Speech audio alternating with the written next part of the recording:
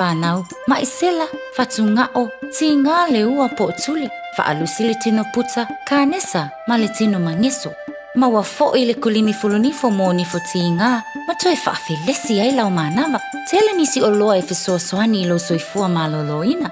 A fio ane loa e wa'ai Dr. Chen, I le tuatusi lua ono Great South Road, Orahuhu. Telefoni lua fitu ono tolu tolu fitu fitu, extension numero lua.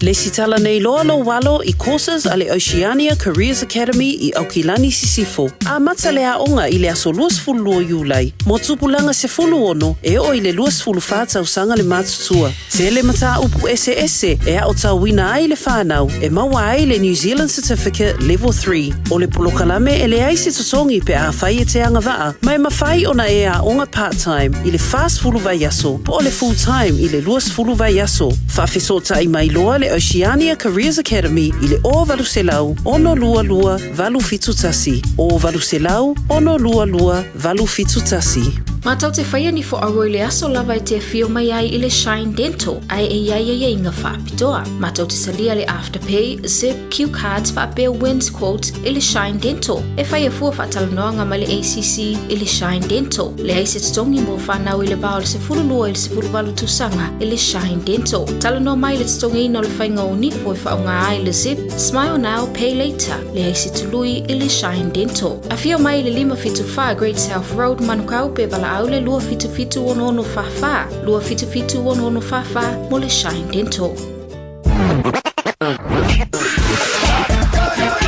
Malo soifua, o le se fufonga Samoa, Radio Samoa, tasilima I vatolu a mo. Se kia Radio Samoa.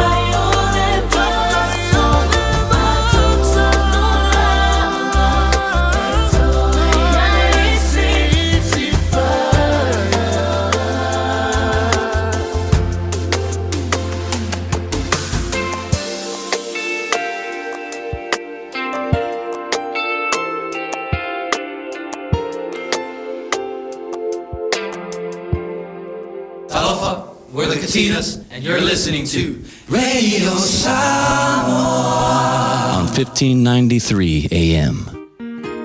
Bounce with that, bounce with that, bounce with that, bounce with that, bounce, bounce, bounce, bounce, bounce, bounce with that, bounce with that, DJ. Hey, hey, hey.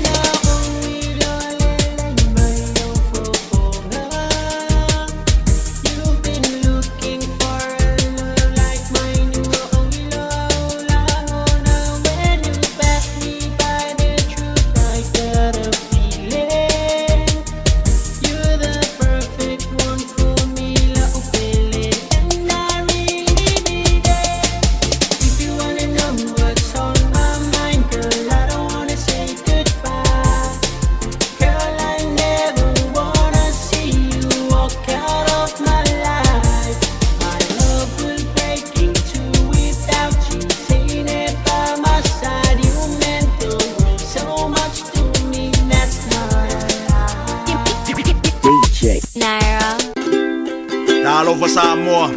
Waule ne yo kasputi alu. Awal suwi alingila waule kio. Aeva eva mai ina se fulu lima iva kolu. Amo Radio Samoa. Vevela a. Sorry.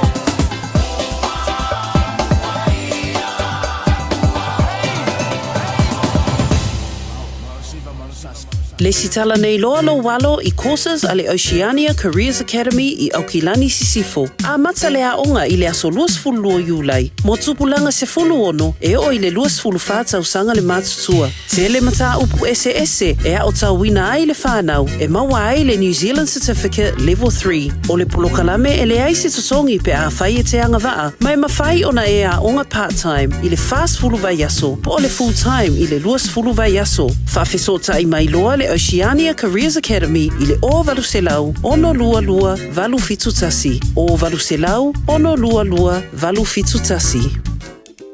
O iaia vanoa ele ai se tutongi, moso e su enga o kanesa o le tau fale. Mo ila atou ua ono sifulu i le fitu faa tau sanga o le soifua. E ta ilua tau sanga malafo atu i lau pusa meli le pusa. Olo o iai vaenga i faatino ai le nei siaki. E vaingo fie le siaki. Ma e te whai ala vai oe i lo maota. O le nei siaki, e mawhai ona vawe i loa ai le kanesa o le tau fale. Ao e le ia afia i ona aunga. A mawaloa lau pusa e whai ai lau siaki. Whai loa. E ono la vea i ai lo soifua. Mo nisi fautuanga, tala noa atu i lau fomai. Talofa, o o salmasinga, fale lua Team Toilolo o le loia Samoa. Fapitua la o unanga i mta uputau immigration, pepa malanga, tangata overstayers, so stoinga visa. Kapena foi le taxation, por tu la fono tau la fonga. M5 foi on o tau aveina mta upu fal tu la fono i Samoa. Famal mole vidi mail numera o iva lua nono o tasi lua lua. O iva lua nono o tasi lua lua. Faftai. Radio Samoa tasi mai batolu amo. Radio Samoa tasi mai batolu amo.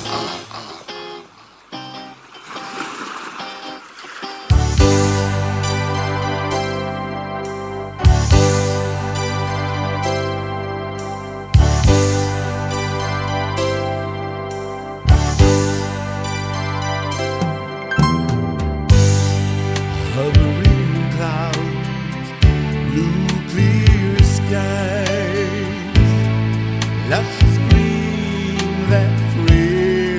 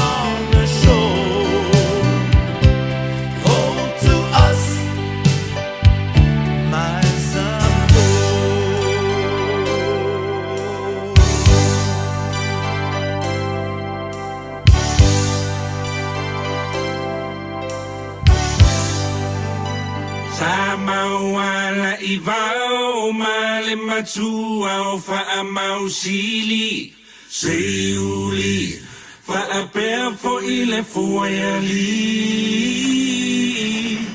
O te pese tu mafaa iloa o awi matangi walau iloa mapo e fitu o le mahota o mali e toa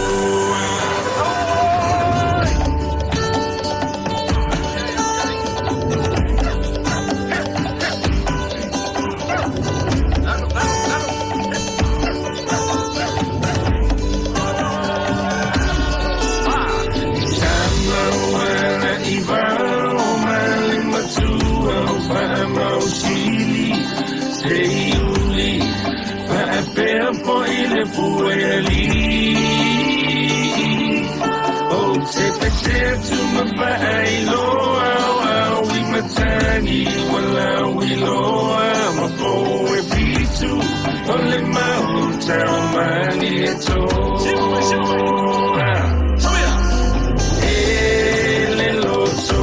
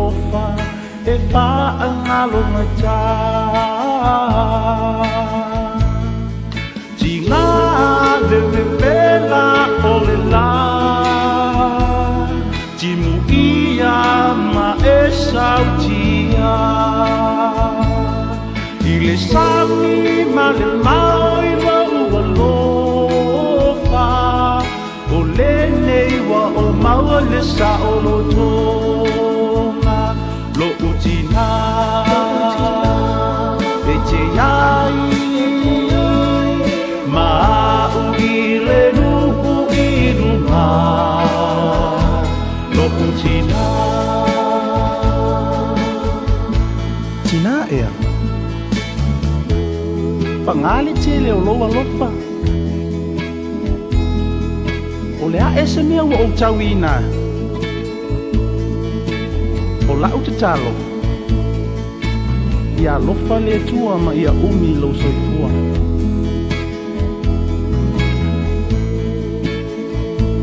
Tina o ala vani mea alofa vai tawa de ita lo aso tawa ia lofa ngia oele tua e susulu ma'apeli ole la se tina lelei i se ainga e le lilo le lanu sa utala lau tau singa ia te au lau tama lo utina e te iai ma'ungile nuku i rumpa lo utina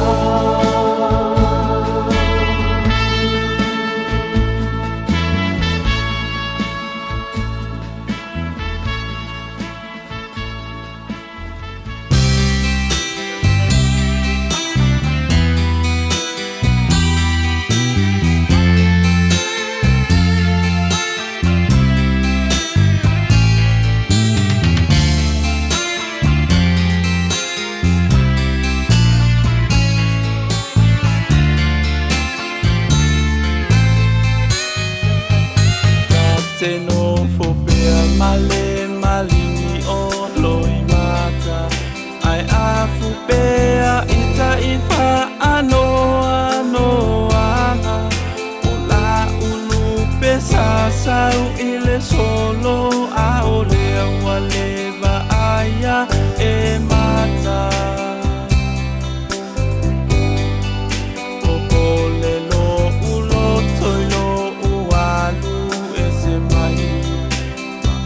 Ia lo mai ua le toe mawhai Mami ai se Alo whawha at manga lo mai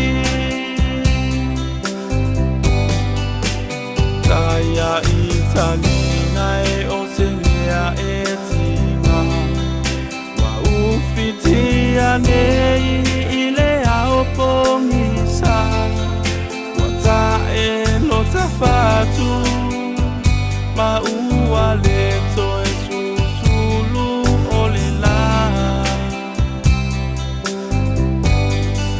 Silinga tali i seu o se mania Desi inga ma i ua le tauia Wafo i maletangi Holo i mata ua leu tufia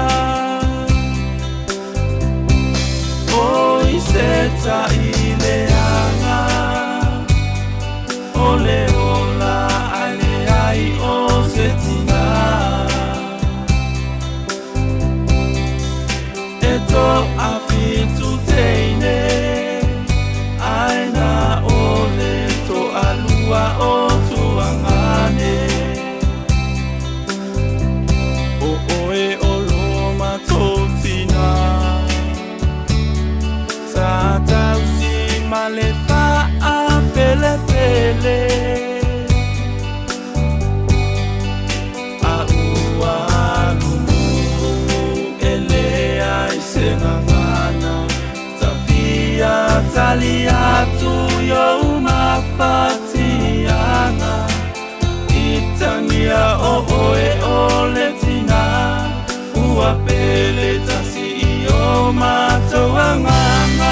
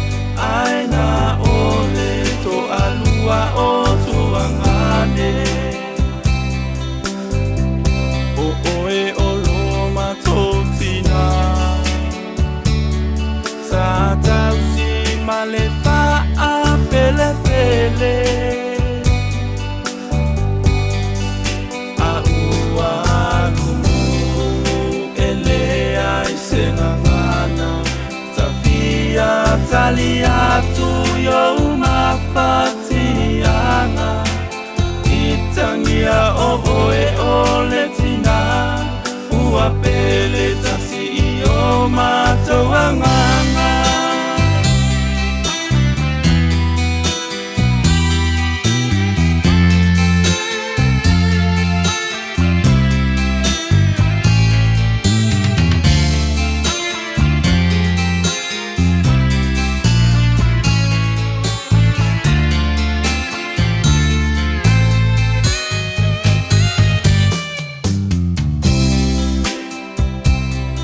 Le tous e ia so fifi ai e ia fo ia so fa no na so fo mai so matutina il est sous ton luz fulo mati il est assis là fait il se la ouvrir ma so mato ai na ia tu ona mato mato ina o lima so mo le ono na tu il est so mo no vemo il est tout sanga o afeli ele tinga ma le penata o le mutui tui o le oti ai wile ma tu te fa mo pe il est tout il est là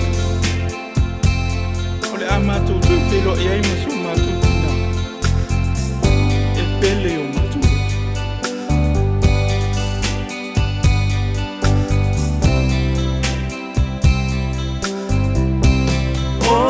Seta ileanga ole ola ale ai o setina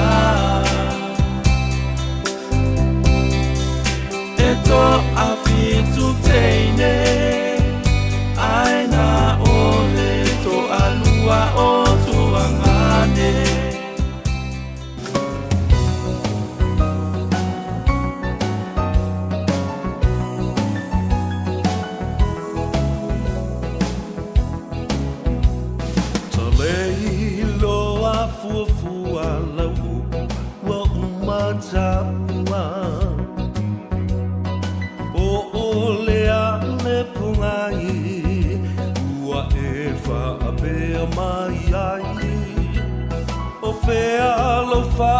Maoni ole alofa e tau I le oti ta alofa I o manatu ole owa e tu I alofa tu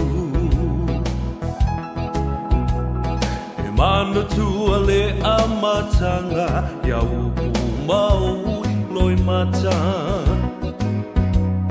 na e fai mai ele ai se unga o la ta mafutanga wa e lo nei le olanga ma ua sui fo I o lo uanganga o nei mau mea na o mana o I ai ua le lea uma I le ala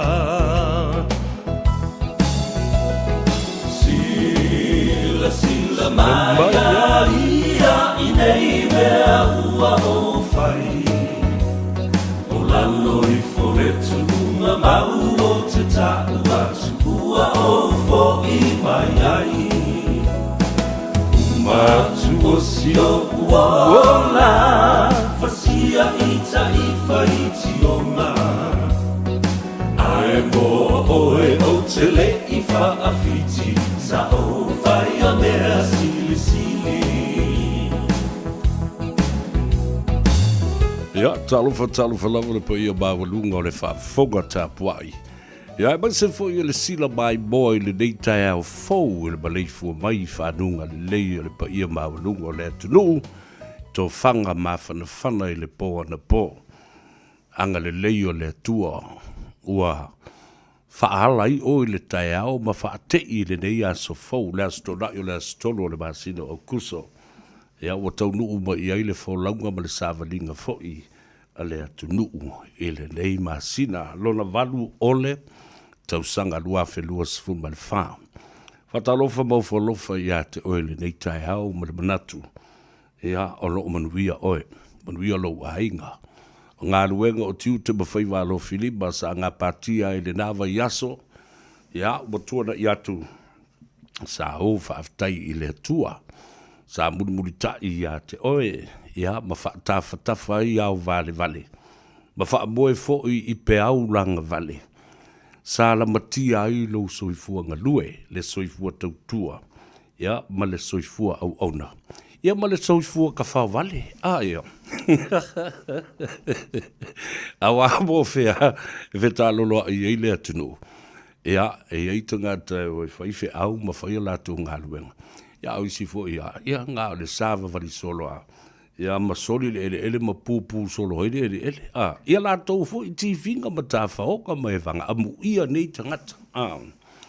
Ia e ui o lea, whaftai lea tua o tātou tue wheloa i fo i lumo le nuu, wai le o tua o le nuu. Wheloa i malabaruia, ma le sangi fi o lea tunu i lunga, o upenga ta whailangi e ma peau ngaru fo i o le ea. Ai bai so le wha awa wina o le neitau tua le si ufonga o Samoa, le Radio Samoa, se fulu li bai watolu a moi au kilani. Ia ma le tātou polokala me tasi lava i le vai aso ma le astonai. E tuli au pūpea e le to'otele o le mamalu o le atunu. I tafa e fi o le lalulangi mo le kilope, e ngata fo i New Zealand ei. Ia e whapena fo i o tātou aingolo o tāpua i mai i upolu, musawai, tuila, mamanua, le ai na le motu i ngata iane, le motu la poto au le leio le ainga, le taima le whale manono. Ia whapena fo i ia ma le waa o fontima na i o tātou ainga. O lo o whaafunga mai i le atu whangaloa. E lo mea lofa i atu oi. O le a whailo i le whanga atia i se teimi o le aso. E iai le malanga ma tautia atama o le whangaloa pei. Le maunga o whao. Le whaili lau i loa mai Melbourne i Australia. Lea o le atu lau ele i lau whanua. Ia o au te rua i le vai asa fau, e i se teimi, ia o maila o malo le nao le teitai, o le maunga o whao, ia ma le wha i li lau i loa le nā mai lo tātou i tu malo le wa o fonti, i le atu whangaloa le maunga o whao band, ia ma le lātu teitai, te lenga ia fiu talapa unga i se teimi o le huli nei. Ai, wha sopoloa le wha tālofa ma le wha wheloa i at, oi le nei tai hao, a boy, ia sa manuia, ngā luenga sa whenga iei le lava yaso, tātou tauru umai fo isi ui o tiute ma whai walo Filima, le aso tōna i e tāpena i fo i le aso fitu i e wha mamanu le lātou sapati.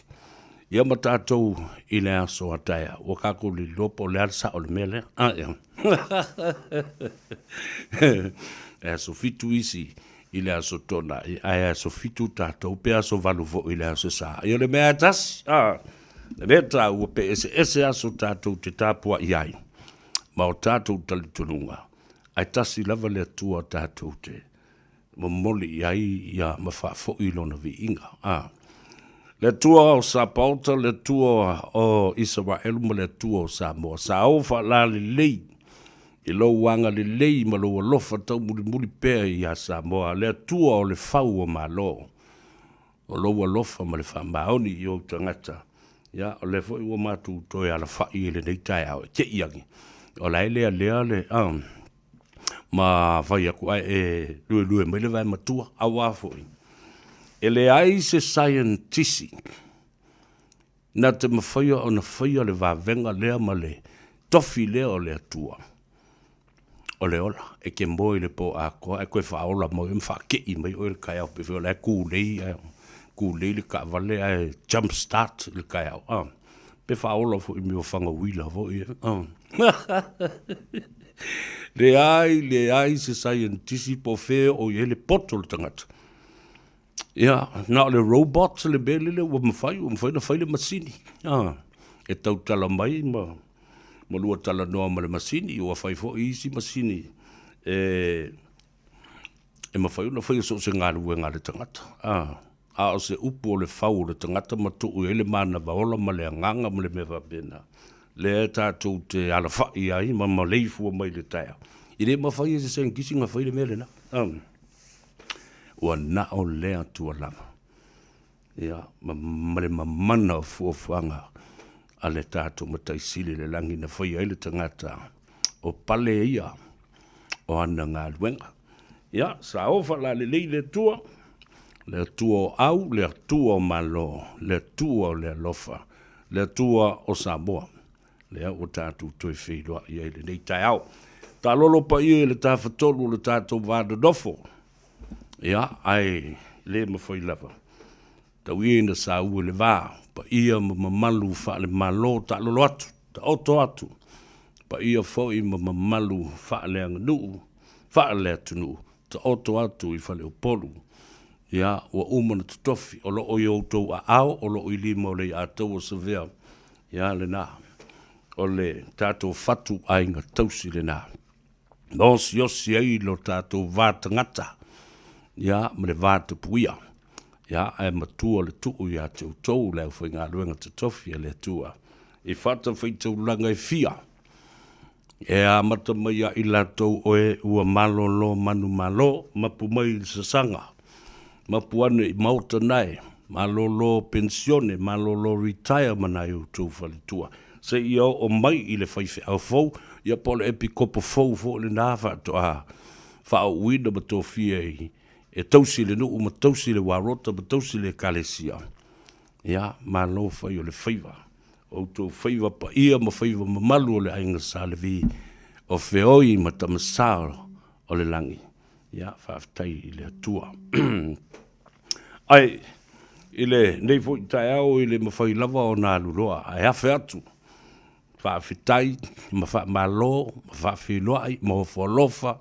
Ia te utou le saufa inga i tua asensina. Ta mama tina mātutua o le atunu. Whatalo whātu le atau savea. So alo se Yuli, le urua i ali i pestata ma le langi i ate oe le neitai au. Al Harrington, tu manu vau la vea. I loma le fua mai. Ma e ala sangi fo e kila o porkalangi. Ia matafasi ta maiti pe a kolosi ane luma lau big screen o le tala no atu le atau ma wha manui atu ma wha aka oe le aso ato. Ia wha malo, wha taifo i le tatalo. Ia wai u te telitonu e wha pena. Oso ia oso i fuafosi o mātou ta maa. O kai se umi o le tatalo le ato ina. Ia lualu o ka ngulu. Kaukuri moe, ka kia, whao, karianga, a lai whai ala ta talo ala vea. O kau titi so o atoa, turu inga ma turu, i tu e fia le ke lope. Hei le talo le toi. Na mai whape na fwoi lalu, tali tonunga, e whape nā talo sanga, ta mamtina mātutua.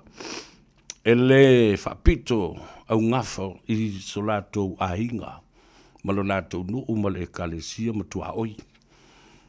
E ma ulu, ma tāwhalau, isi vāenga le i tau i ilo ma fau. Ia, le tā ua le nā whafta iai, le awhe mai o au tau tālu sanga ma mana tua ai fo i le i atau sa vea. Ma le nei au nanga whaatau wā le whaafonga tāpua i le tunu. I mata upu o ngā e te tau na wha malama. Ma wha manino i ai Samoa. Wai pia no vai atu. Le tunu nei. E manino loa ma malama. I se mata upu. O no tau sila le i ai. E whaia whai unga le lei. E muli tai i tai ala le lei. E whai mea fia. Lenga fo o la ua manino ma malama le mata o le vai i se mata upu sa matua i pong i sa ai. Ia ma se mata upu na tai se sei nai e istangata. No mai o lisi au vale tai se sei le atunu ua le wha manino ma wha malama.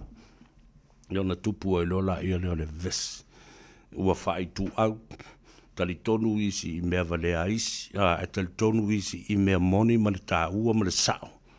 O le tau momoli atu. Ina ia wha foe le iai, wha i unga e whai e tangata. Ma le tua foi upu nei wha Peritania. O le proverb po o se upu te iala, ma se ala ngā upu wha Peritania. Information is knowledge, and knowledge is power. And that power delivers great decisions. It empowers you to make good decisions. O whamatalanga, o le malusianga. O le malusianga le nā o whamatalanga e tuina atua i a te oe. Le a te tau e te malamalama ma manino ai ma whaia whai unga le lei te tau male tala whengai.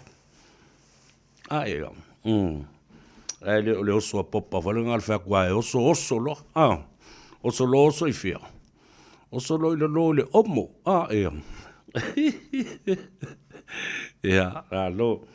Watalofa ia te oe pe a whai o lo e malanga i lunga le ala i le teimi le nei.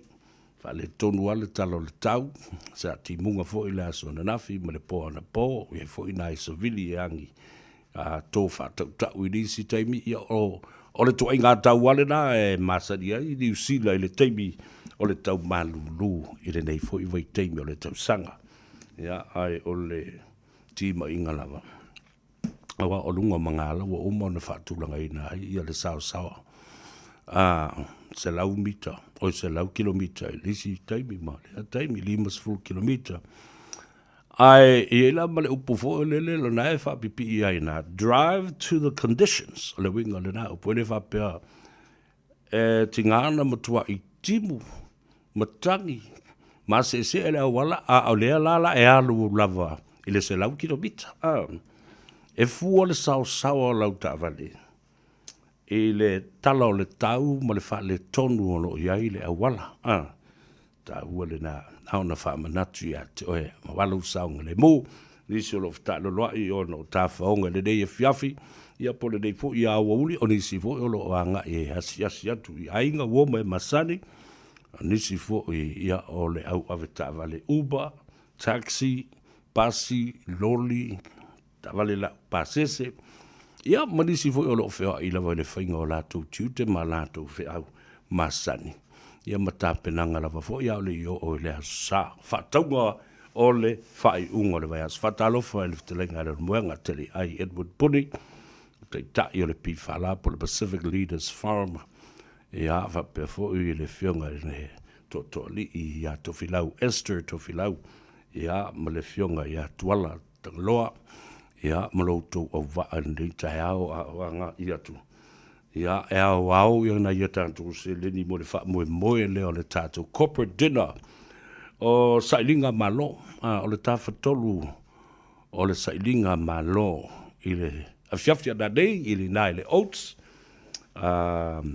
Otahuhu Rugby Football Club i le awhiawhia na nei. O le a whiloa i e fo i le tāwhatolu o Malo, o le Sailinga Malo, ia, e le ngātou i te tai o e kalesia i whawhengainga maftanga so whatasi a whaifi au. Whapena fo i le Pacific Leaders Forum, o lo iei fo i mo le whionga lea loli i a whapulea i semi-whapulea i o le te whono le tūpā Samoa. Ia whapena fo i ia ma le ftelenga e tele ai Edwin Puni. Ia, ai mai se fo i o le whono fau ma malu o Samoa pe o le eile whionga le te whono to filau so alo Ted Stanley.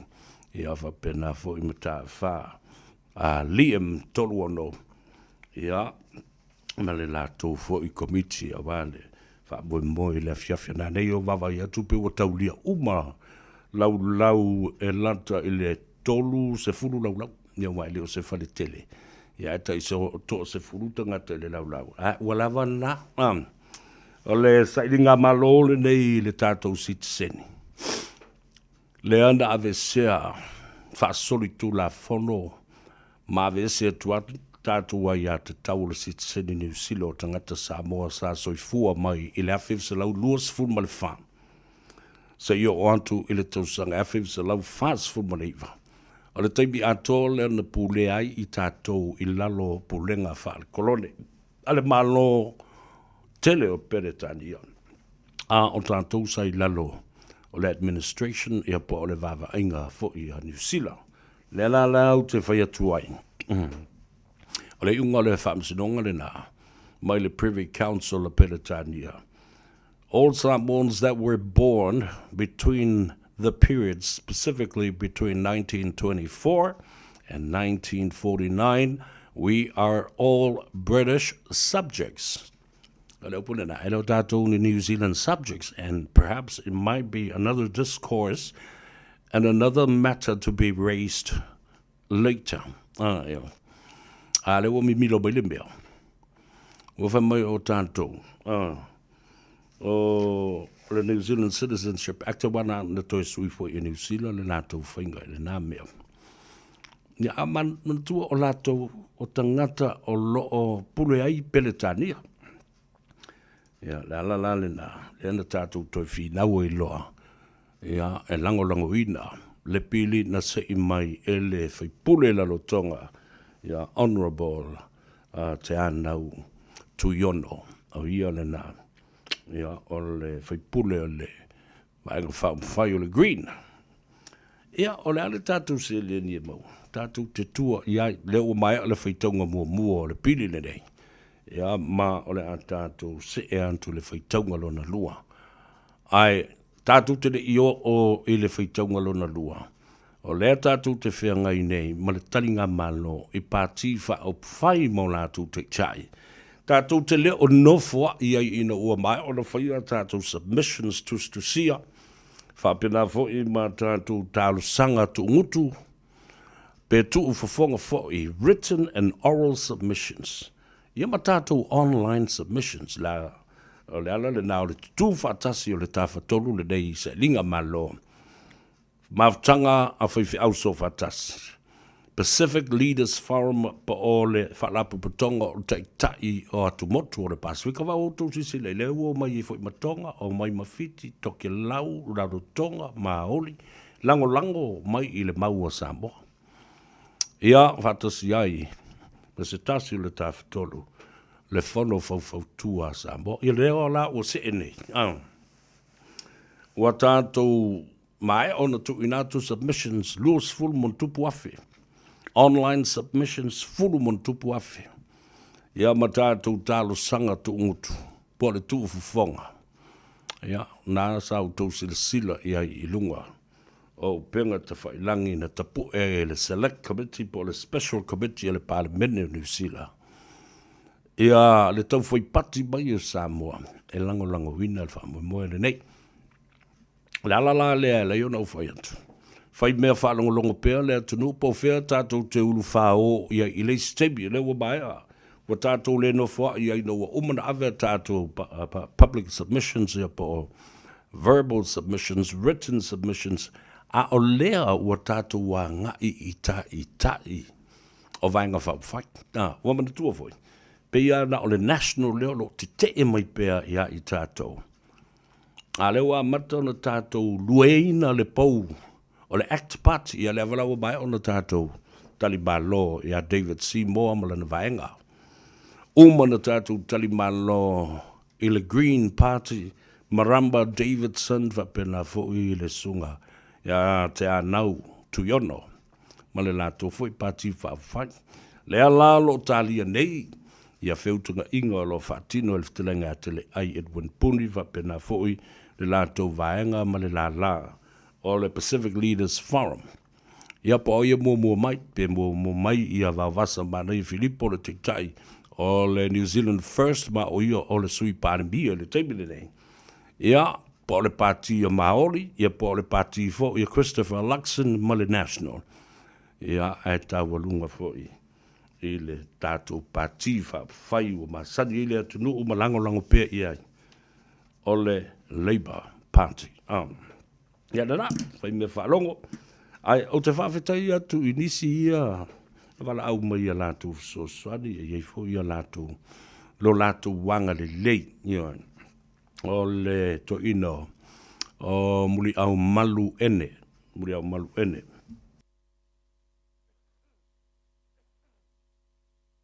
Ia masiona au ainga, neo whao mai fo le lātou so swani, ngā tailo tō wanga le lei. O siania ma le whaletua i alosa i nai New Zealand. A tailu tō wanga le lei ma le manatu mai i le tātou sailinga malo a le tāwhatolu le nei o le sailinga malo o le maftanga a whaiwhi au. I a whape foi le pi whala ia malefono fofotua mamalu o Samoa a ia whamanuia le tua ia tu umamolo tō wanganga ina ia mawhai o na whaatino mawhaatau lau o le whaamoemoe.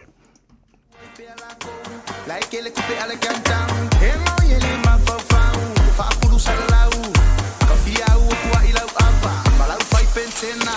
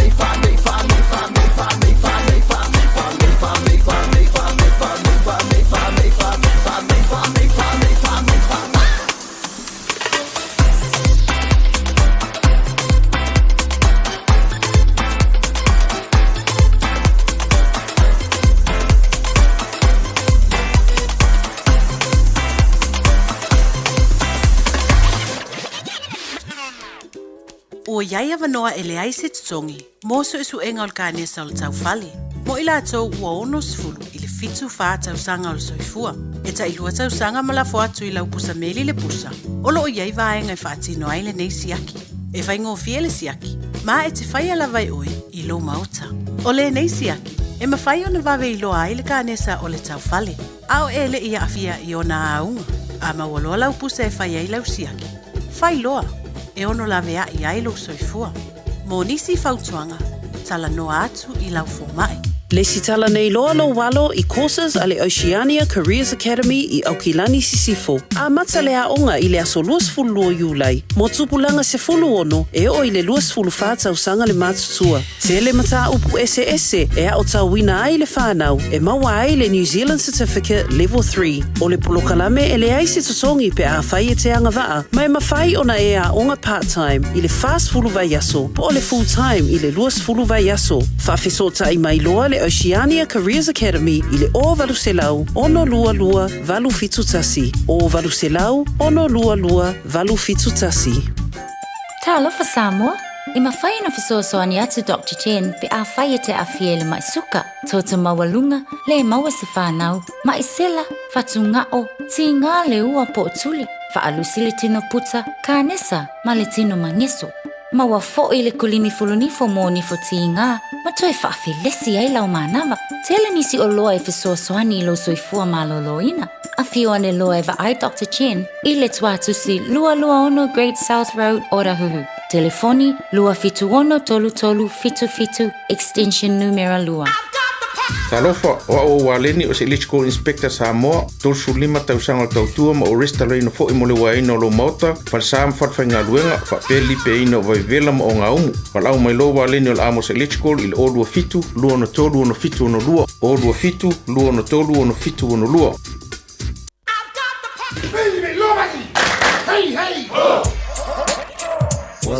Loi whafonga le tūtua mo oe le si ufonga Samoa, le Radio Samoa, Sulima, Iwa Tolu, a mo i Aukilani nei, mole i atoa sa vea, i lunga o le Porkalambia o le tano, awa e te mawai le sao i asto na i uma, a leo whatasi mai le sui o le tātou whale tā vale pe o na masalia i astronai o le utoi whauwina fo'i ia le lātou au nanga ia mala lātou whailo fo'i lunga le Radio Samoa. Ai masila mo le tano awara. Tamaita ia ati whai mafonga tau mboli o le fionga muli anga Susing ia mese fo'i le au whainga luenga le Henderson Cars. Whatalo fatu ati a lole soifua muduia ia te oe le whare tua po le tua whine fo'i le neitai au malulu. Talo ka savea ia malo lava le ono sa i se au mga luenga le nei aso. Ia lea whasai lea lo whamalanga leo le suawa. Ma whai ona tatua au lea me le nei aso ia o whai ui ufo ia ngā luenga o le nei fo i vai aso. Mali e lava malonga lue. Tuana i atu whatia fo o le lava i aso ia meise fo i o le tūlanga wha le tonu o le talo le tau ia o te tonu. E le mawhai lava o nā alo tamala ia lausunga le tamaitai e meise fo ia le au whainga luenga. Ia a wale tali atu i mana onga o tātou tangata o le sa o le nā. Ia sa o le savea, sa o le. Malo, ia o le hase li poti mai le lava i aso. Nai ta avale fo ina whatau, ia manai kon kalate fo i sa whaamaonia, ia ma confirm, ia a oanisi vaenga tā ua sa mwhai ona so sori atua i le atunu. Ia whatai lava sa vea mo le wanoa, ia o le vai aso o te atu, ia sa whaatumulia lava ia i le mato whale ta avale. E o lo tele pea le malo la tunu lo whaapea o na ngā solo mai e whaataua la se ta avale. E whaataua la se ta avale. Ia peo le toa tele lava le malo la tunu o lo o malanga mai lalo i Kalaita Tete. Po o Christchurch, ia malalo i Wellington. Ia peo le malo la tunu o e toa tele mai i lalo ia so o le mato au nanga o le fo ilea te tongi ia ticket ia te malanga mai ai te sau e piki lau tā vale. E peo le so tele na o le malu la tunu o lo whaapea o na pe whaafenga sā o na apalai me se tā vale. Ai pe fo ilea whaafenga sā e le idopo le ale au wala e o mai e piki lau tā vale ma au wala whapena. Ia peo le si mato au nanga le nasa vea whailoa atu le malo la tunu. O le si mato au nanga le na e mato te tongia i le pase se po o fia lava o le tuo ni usilolo e alalam papa au mai e. O le mato au nanga le na e te tongia mato le ticket e se lele mai e lunga nei. E piki la whaavale mato e te tongi le tike po leo lo ta vale te malanga lalo ia te alu wa fo lale mo nai mo sa sanga sai o lalam papa ao i lalo I Kalaita Tete ia e leva ia leva ia o de ala o vaenga umana o le maso au nanga ai o le vaiaso le nei fa tu ni al maso le mato falta avale o lo mato mai pele malo la sunu ona o le mato e lua mato promotion le faalu terminei o le mato piki apu le mato youth le faalu le mato le alo fa supele lua feta la e pe o ia so cela le malo la sunu o le do fa taua le mato piki apu le o le si mato fala wiloa le alu seminei o le na alu lunga le media le aso nafi o le maso Mahindra o le maso SUV 700 le fitunu 4 Mari ia le na alu nafi le maso fala wiloa le na ia e mawai fo le mea alu fatu pe dua fitala le maso company pa ia e fa le ta avale le maso SUV le o le Mahindra lua se lua fa ia e mau fumu sila lua se tala o se le ni ia po o vaenga ia le o te ta ua savea e le fa po I lunga o le tau le ta avale e pe le tele le malo la tunu o le pe fa sili ia me alu fa tupe ia le ai e le dinga e maso le ia me alu fa tupe le I lunga o le tau le ta avale se so le me alu fa tupe le mo le company ia oi pe a fai e te sau e whaatau ia maso sa vale ia. O ina maso promotion le na o lo alu se nei. Malo whaftai, au inga whaftai o le nau, o whai se whio lolo tangata nau a wa e o lātou swafa i tono le se i lea. Ia e sa o le. Lale umi le whateltari e whai e lo le se. O le maso whaalawi loa le alu te minei, o te loa o pe awa i le visi masi, ma tau sanga fō. Okay. Ia maso whaalawi loa le alu te minei. Ia, mo le malu ta soa sunu o lo whaapeona fia man na o i le taavale ia le mahinga ma le youth. O so se le malu le sunu o mai whaasau le maso piki apu lea. O no, e peo so atele e o mai me la loa Hastings. Ma la loa Wellington, ma Christchurch. E peo fai mai e ao ngai au wala fo ia. Ia la tu, au wala i tua i whatoanga. Ia sao lei e peo o se leo whatoanga a. Ia, i lea la e peo le fia i le taavale lea le youth.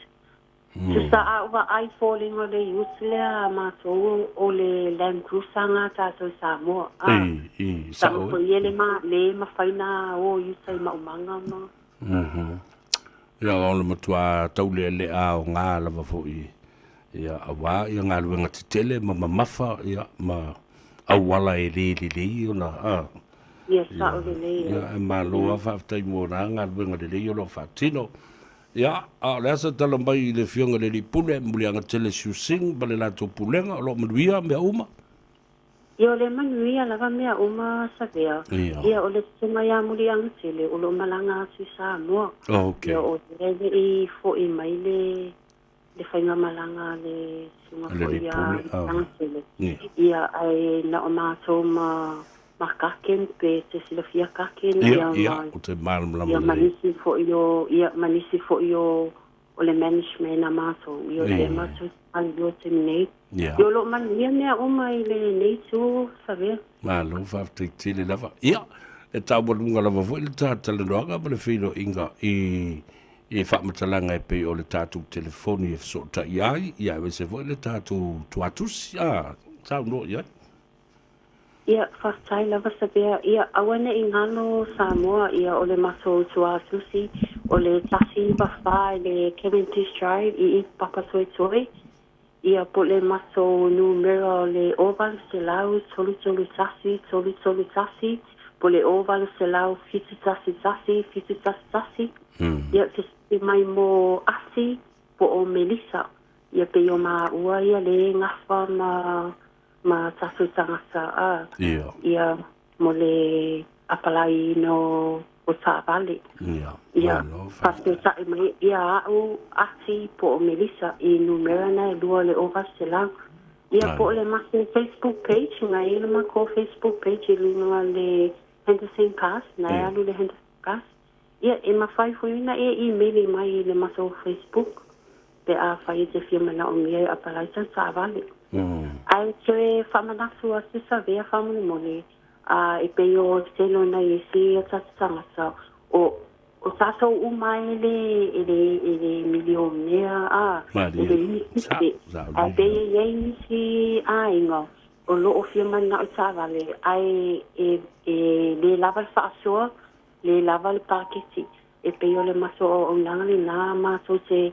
ia alu le o le maso o nanga sa vea ia alu le customer ia malie le loto. Ia.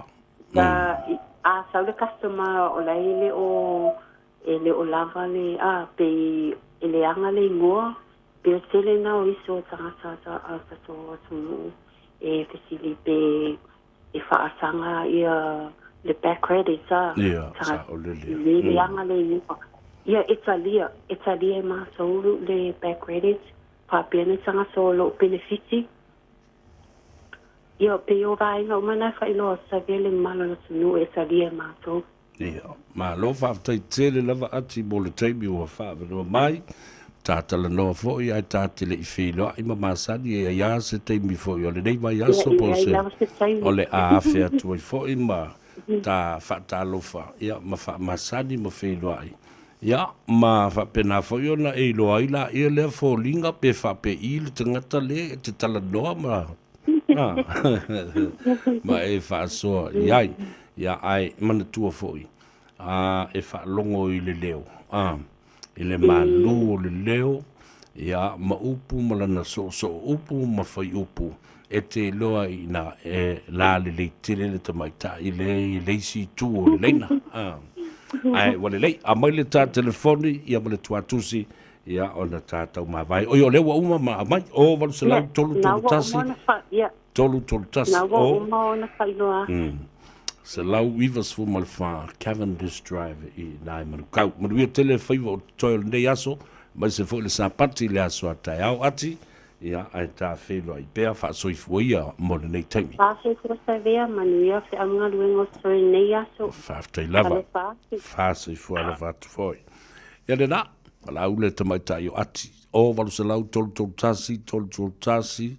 Ia leo le na anga i atu i le se lau iwa wha, Cavendish Drive i Manukau. Le no fuanga, the home of the Mahindra with Ngalu Mole Mana o Muri Angatele Shusing. Ia va perfo i leo so ia Kagen o Melissa ia male te mai tai o ati i le tātou whalata wale le nā Henderson Cars. Ia, no mai leo lau tala noa. I le whatalofa i ate o tau uma o lunga o la tātou YouTube channel, tātou Facebook page, vai. A e toi sila o leo ua wha ngā atu o le tātou porokala menei ma le Radio Samoa. E le o toi i le tātou Radio Samoa YouTube channel, a ua wha ingo ino le Radio Samoa Live. Mana tu o le lei, Radio Samoa Live. E te le toi mawala i le YouTube channel. Vole vape mai. Au le tātou YouTube na ufa ngā. That's our new channel. Radio Samoa Live. Unik ngaro ia. To emese uto umalo o whaafonga mai ia tu nuu i whafo. Whatalo whatua ia kisa so le whai. On the other side of the bridge here in Auckland Harbour Bridge in North Shore. The mai Telo Savea, I always look forward to hear from you every Saturday. Alf Domenico Talofan brother, Sieni Salima Amilale, watching you from Melbourne, Savea. Phoebe Sewala, Talofan Lava, Malon Maria, with much love to you. Yeah, Monsieur Ainga. Sina Leo, Talofa, Malon Maria, Ainga Sione. Watching you from Glenfield, North Shore, o kele lau North Shore, le ufele dei mai lunga fo le nei tai au. Oi lesi vaenga lea, inosia, fatumiti, te alo falava.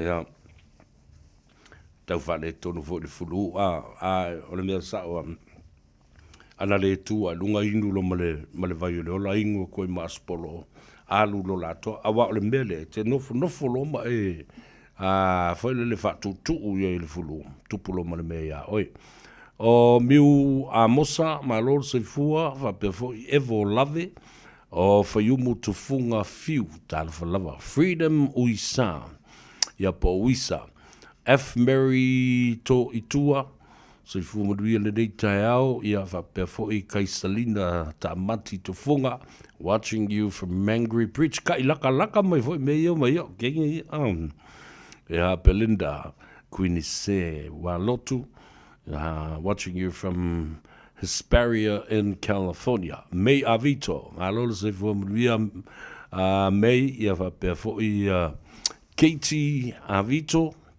ia le wo mai lunga le au avito Veni Levi talofa Veni malolo se fo manria le fo I taiao ia kisa solify watching from the other side of the North Shore Auckland Harbour ia and mese auto umalava please do me one favor share our program you know make somebody else laugh from another side of the world. Wa wata to wifi lo ye kali ye ma le fifia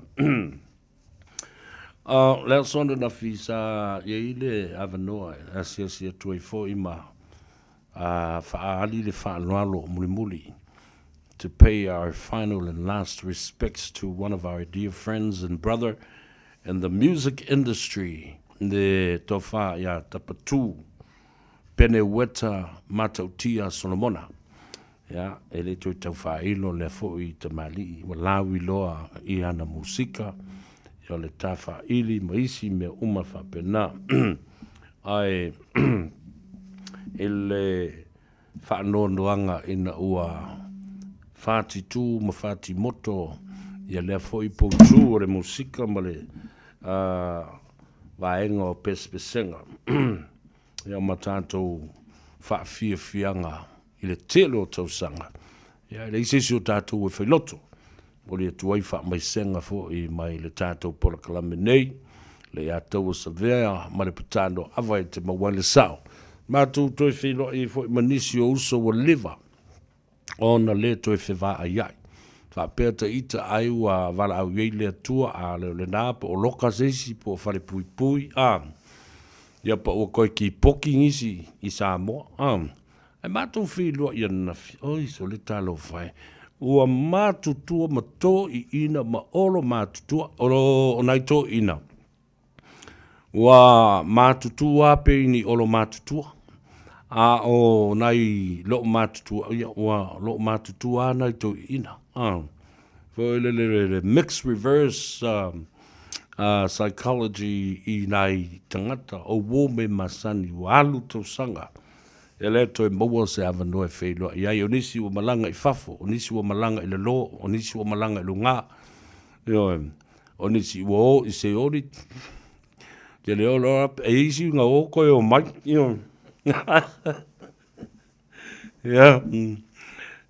mātou whelua I fwoi male uso ia aunga junior ia whapena fwoi male uso ia lau vale ua mumu mai nei au tafa o sita o le whale tua leo o tapatu o le walu e tu ua na o ia ma musu mai a te aula wali I o le tō tele ua mai o au tafa mai sa vea o le a lau tala a mai a le whanonga I lau fionga wa oe pe fōringa mai e te pule I mea ia o wha pule lea mai I leo walu pene le tātou uso e ala se si o mātou e te tau ona alu ele whaalua a sita wha koe le se whaalua a sita e koe whaia o le whaakolu le la whai sita ai o e moe mamalo lo le lei se I au lia tai au se I tafi e sea le au pongi sa ma whaanonoanga le whea ngai ma le whalitua ia na longo atu le o tau po ai la whai iei la pule o tau vava ai e whai mai I sia wari ingai o ka mai wa ai le ulo kakaki a sa whea lea la whai mai o ie whai mai le tofinga o ai se tasi e whai ma ama o le tamaitai ai no whai atu I la wari I le au ai pia ma le au ai awa umai ia o tau mana tua le lei o sita e a mio whaafale tua. E le mana o mia e sisi o tau le au ai awa ia ma le au whasi a vāia. Ia ma le au la lango ia tumai o au tafa. Oe, te sui mai kou a mio ngā o na whai atu le i e se fuafua ngā le a tau sa vea po a ia tala whea ngai. Ia ma whe tau I tonu ma le whionga le whatua. Oi o lea, o tala tātou te tali e ma fia ai. Wha te ai fo I whanoa noanga. E rau I mata malingi ma le au pongi sāsa au whiti ai. Ia e o mai lava le temi le nei. Because my word to the children. O lau tala le whai le ai ngai tupu e le whana me lave. Ia mai se fo I o le whana.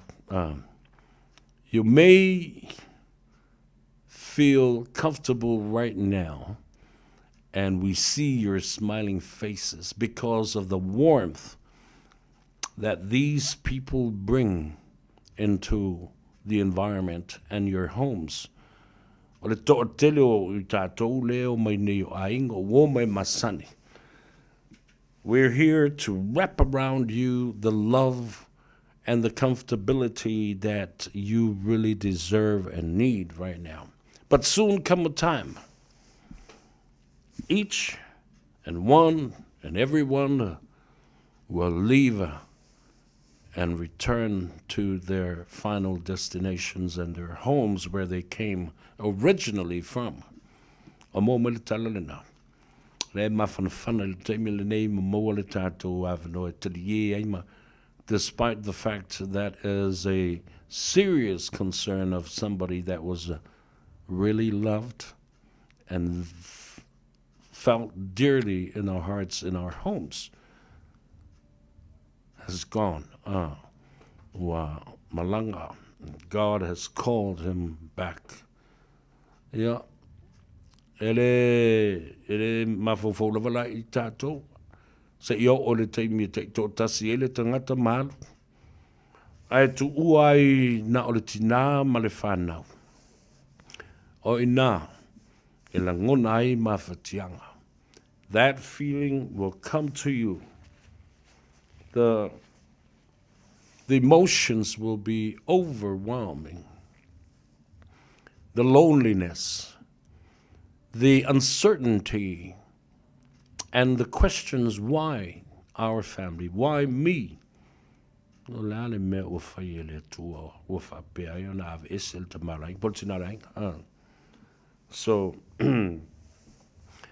you know, a little while ago I lost my father in Ua, wala au fo ile tuoi, ile tamau le aingo. To tele uo mapaanga, ua whailangi fo langa o lato matua. Ai le telo nito sanga ua mawai. Ile umi o soifua mato matua. Ai te vai male alofa ia I lato o a uo. Ua misia le tamau le ainga, ua wala au ile tua po misia fo le tina. That feeling never came to me until I tasted that. Na utofo ai lola ia le matui tui ma le tinga. O le to e sea se tasi o matua. Sa umi no to mafuta. Va vala lata ma le mawhanawhana, because my father was a dearest friend to me. It was like an older brother to me. Ne ai ma se secret po se mea whaalilo lilo alo utama nanana ia tea. Yo, o te whaile upo nai tono le tusi lea ale kale sia mamona o whaingoina fo I o le lato fo I o le tusi a mamona, the Book of Mormon, le tusi le tama o ni whai lon tama o li ai. O le nei o a o ni whai, na whanaua e ni mātua le lei, ma lo utama. Ma sa awa o inai I te isi. I le poto uma ma le poto sili sa I lo utama. Tala nā le tangata leo ni whai, mai te upe lo loto, mai whapena fore me sa ufai. Te le tāleni le neito ina sa awa o ina mai ai, o pese, o la unga, o ngafa. O le o siosinga, o ainga, o le vāf so tai. O le toto o me le fue o le atunu. Mo fale o polu e tutu e whai upu. O sa moa me le vānu nofo a inga. Me ka le sia nu umai tu malo. Au tu wafta iai. Sa o ina le tele o to mai o le to ina. Papenala se la ngona I la uvawa ai le whanau lea na nawhima whai la utala lea.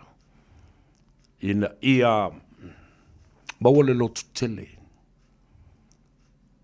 When my father passed away, and this is a personal experience, and I'm telling you that I still haven't recovered emotionally, spiritually, and mentally from that experience because I wasn't prepared for it. Aute na o iloa o mai leoti. Ai aute le I mafofowina I se taimi whapea. Ilo mātou tama. Le laua e malamalama nei. Le anga le mea ti ngā malama tui tui. O le to e sea o se tama po stinai tono se ainga.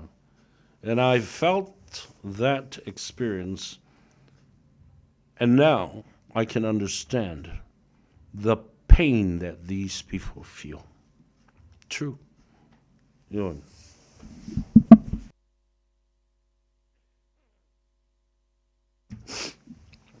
E ti ngā le mea.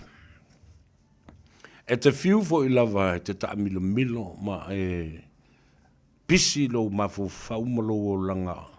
Yo lava tiu te maunga luenga tau selo wa inga maisi me fai. E alu lava e oso le ta vale e alu tu mai fo ringa lo ta ma I o luma. E te langona I lau whaalongo upu la e tala noa mai ai. Mai peia o la e te lua whaafsanga I ma lua tala noa ma whaasoa mai I a te oi. And that's when you are in tune with the Spirit, not only the Holy Ghost, but the Spirit of your fathers and forefathers who have gone beyond and past the other side of the veil. Mena ta waitele. Le mea le whaalongolongo I le musumusunga le anganga le tua. Wa le o tātou talitonu nei fwoi. E mawhai ano mai anganga o tātou matua ma o tātou wangata maa. E mosuia I tātou. I whai unga whai tātou te whaia.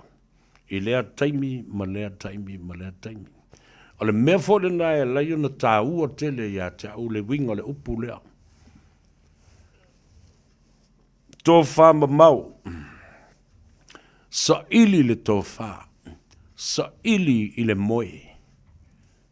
La le mea lai ona wha ngā upu ia o le tō wha ma le moe. A wafo e whailo mai ai I a te oe. O I e te maua ai manatu, malangona, matonu le lei. Wha moe le toa. Sa ili le tō wha. O le tō wha. Tutusa le lei ama le moe. E matua I e malolo le lei ma wha vanga lo ma fau lo fatu ma lo loto. E talia I na ai musunga le nganga pa ia whatasi ai ma nganga o au ngata maa ma iosuru ngā titi ma ou ngafa. No mai e musu I a te oe le po. I le tonu o le a whai. I le whaalawe lave lea o le a tupu mai. Ma le mea o le sa ili ai. So there you go, baby. What a coincidence. Now, I le matango fie o le sa ili linga tō wha. E sa ili I le moe. I le matua I moe le lei. Ioi, au e ke moe o ngā, wā e moe o ngā. Ia, nā le wha malolo, ma le wha ma le penga lo mafufau, me ngai whai. E pe a ko le kingo, pe a ko koi ma le mafufau. Ala ma le kai, o ngā o mea vale ama me le anga le lo mafufau. A o le moe le lei. Wha vanga. Ma wha ava nolo mafufau ma lo loto. Ma ia te talapu o talinga watu ni whaafonga le tunu, ma lo fatu. E musui ai oe le angango le tua. Le ala nea le ona e ala wha ima ma lei fua le tai au. Le tō wha sa ili lea le tunu. E sa ili le moe. E te ale le tai au. E te wha pe ue. Peini te ngata ia na mātou talanoa. E te miti. O le whaali a lea na e tilo a I tangata ia. Mei o saule ko inga. Kilo ako lai fofoka mailo grandmother le si tu o le tala o le whale. A le te ta oto I vai o le si o le matua. Ma nofo ma vili mili lo muaulu. Ma tala noa mai I ate oe. I le mea te tau o na whai tai au pe a whai e toe poto mori futi afu e tasi poto loto a inga. Sa ili ai le mea lena e moe. E le whai atu e te moe. Sa ili ai le tōwha. Ai le loa e se le mea lai te moe sa ili atu. Te le o tōwha I o lai te moe se sisi mea.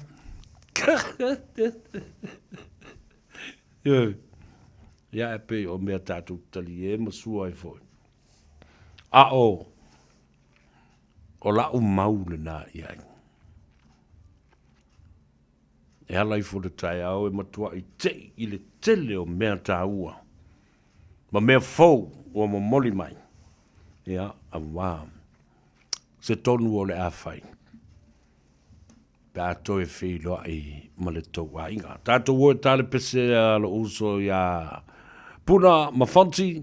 Ia, e whaatalo whai fo i a te. E so wale su e mai po ua tau nuu le tātou malo. Le nei fo i a uli. Le lenga ia fiu.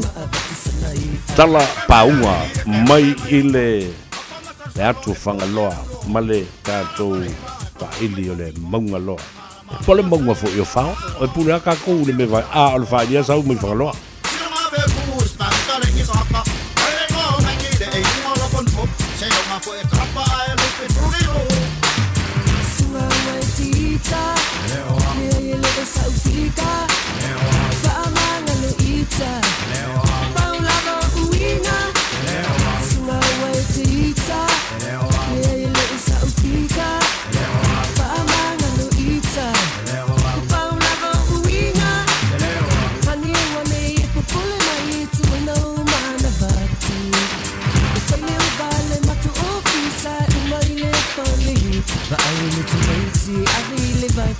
Falai goa pa atali mai ai awa ite pisai ito ya ina ite alu watu maabati sanai ha Lewa ai se ropa pau se wo fiu la kama mroli mau ai so ka ele na vai fa from lewa pau se kam fai so le pulu malo pau on yo ya ku so le te tasingan au kinga ina fo ya ave ni sila samo me ina mata ya ta ko ina au sila ko ina so kwa ma ko masima se ya la inga me ka fer pasu mai lava wa e su fa amole mole sei mai uti anu ma tu mai ti kai so mai ti le ai ole aso na sala e fa ma lo mai ti tu fai ane me ale anga na o ki fui e fai suma wa ti ta me le sa ufika fa ma no ita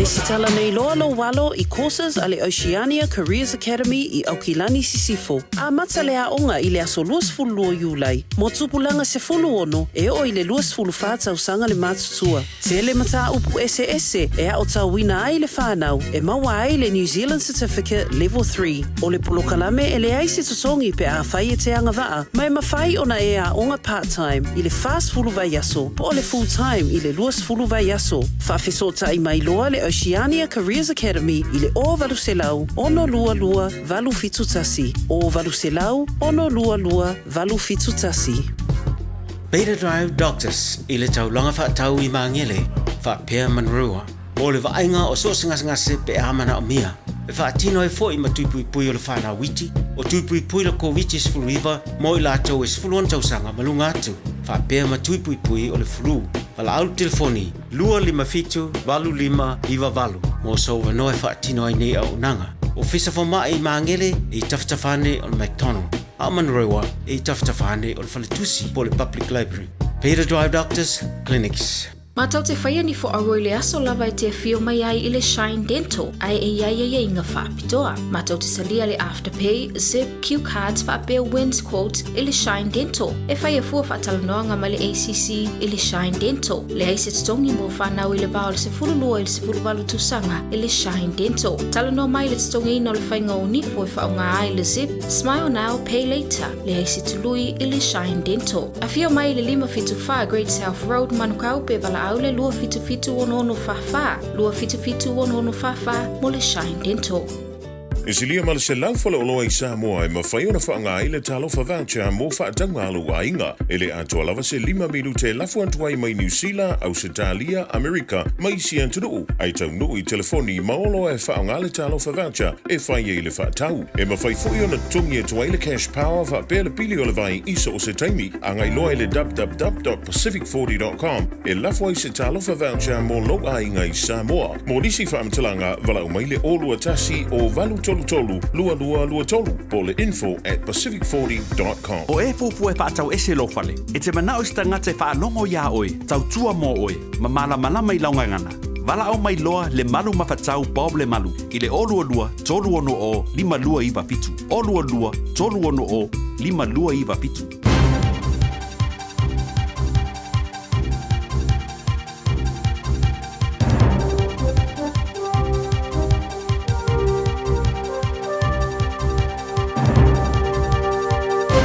In this update, Nationals leader is thanking the members that helped make him Prime Minister in the party's first annual conference since taking office. It's an opportunity for Chris Luxon to assure the wider party he's delivering on what he promised. Luxon drew on Nationals' record over the past 9 months, like scrapping fair pay agreements, rolling out roads of national significance and delivering tax cuts, but also took time to celebrate the election win itself. Just a year ago, we were warming up, doing our stretches and getting ready together to campaign like the future of our country depended on it. And to be honest, it did. And what I saw across the country during that campaign period was nothing short of extraordinary. The Coast Guard has rescued 5 people today after a vessel capsized in Pukitutu Island near Manukau Harbour. Police were alerted just after 8 a.m. and sent their helicopter to help respond to the emergency. The Coast Guard says this is a reminder anyone on the water this winter needs to be prepared and should take 2 forms of waterproof communication.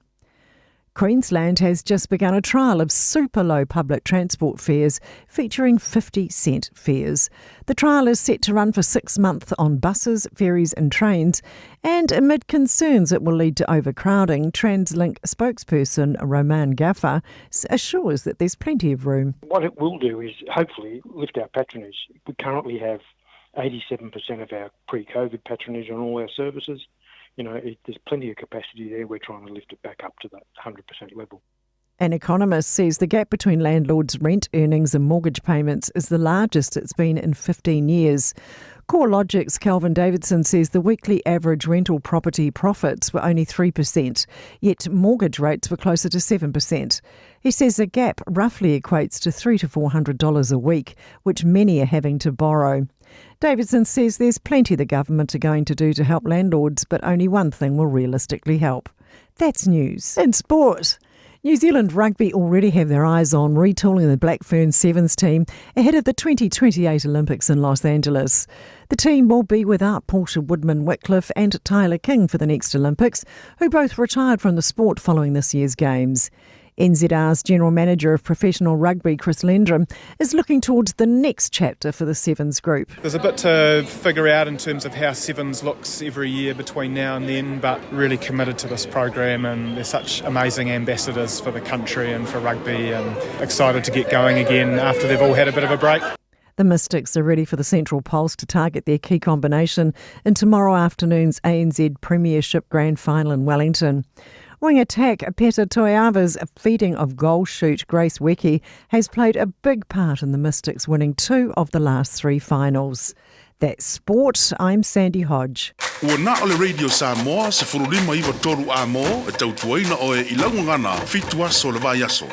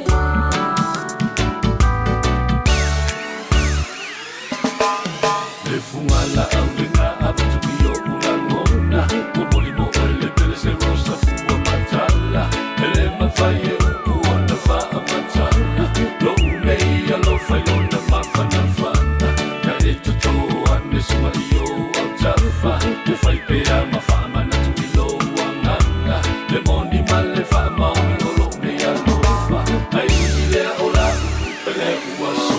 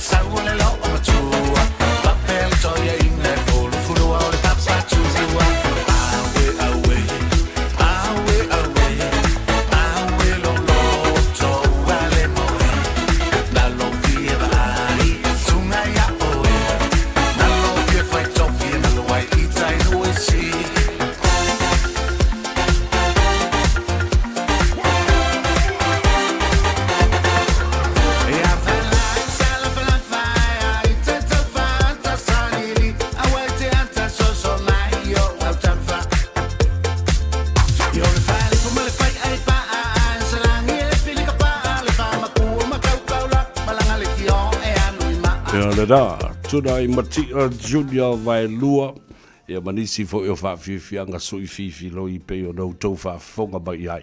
A o alua tu e fa ulu fale mai ia la umalo. I le nei fo I vaenga o le uli. Ma o ia fo I lea o le o I la tau o lo faima so ta inga. E to ai mai ai le tātou fa ili la viloa le o tau sinsila mai nei I ai.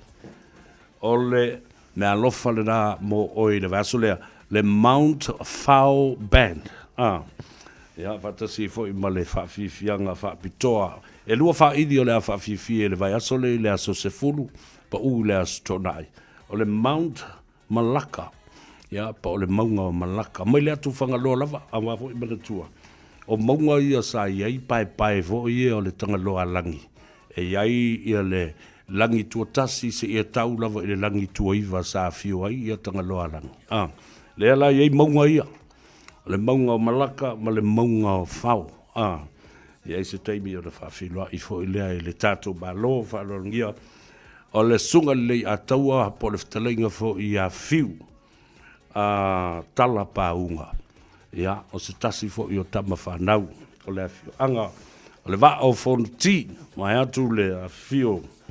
Ia, o lualo whainga, whapea fo I ai ngai lua. O wasa whenui vau. Ia, whapea fo I sale valasi. Ia, ai te nane fo I le matua. Ia, tala mai vau. Ia, ma le whalwha le usuoli. Ia, maise. Ia, le pa ia I le va o fonti, ma le to'o le fua. Ia, ma le ailau. Ia, whafte I tele. E tele ia suafa. O le fionga I le o lo whaatali talia. Ia mataula ia le telefo I o le o wheutunga inga I le vāo wha ili nei. Roa le mele lei o le sauli si maunga o le whaatali talia tuli si maunga I nei.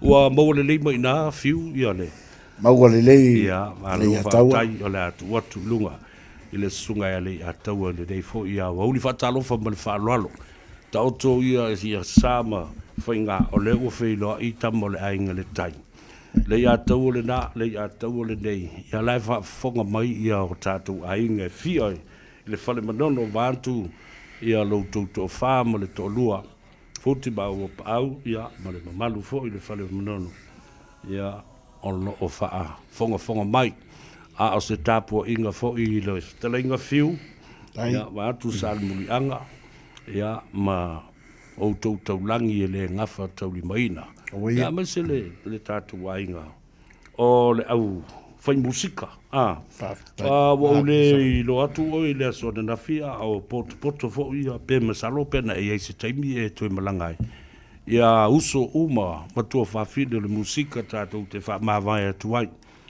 e le ftelenga ia tapatu pene weta Solomon le fatoa o i loa ai se o le tama fo i o le a inga o le vao fonti e matau tia ia e ui o lea fatalofa ma le nganga whaaftai ma le nganga whaalalo i lau sunga le ataua fiu ia fiu mai le pol kalame le ataua sa vea ma le tano ava te maua ai le sao malo le soifua mduia ia i le ava mua ia i le alofa o le atua ma le hanga lei tai au le ataua e manatu e le toe e oso mātou leo i pa ia o leo wa uma o na e pai ulu whanua lo tā wha moe e talitonu foi ia o le ata oto lava uta mali anga e leo o iai so mātou leo ina ne isala se nganganga le i ataua e le ato foi ai liuwa ia o na whaita wina leo so mātou tau whainga le nei vaenga o le aso le i ataua ai whaatalo whaatu i le lofa mlanga leo le atua whaataiwa mo fo le whailoa inga fia ia malaua fionga po le sunga tutasi i le ataua ia whaatai o lo maua lo maro siwa la ngona lava le fia o ta whailoa i le vaenga le aso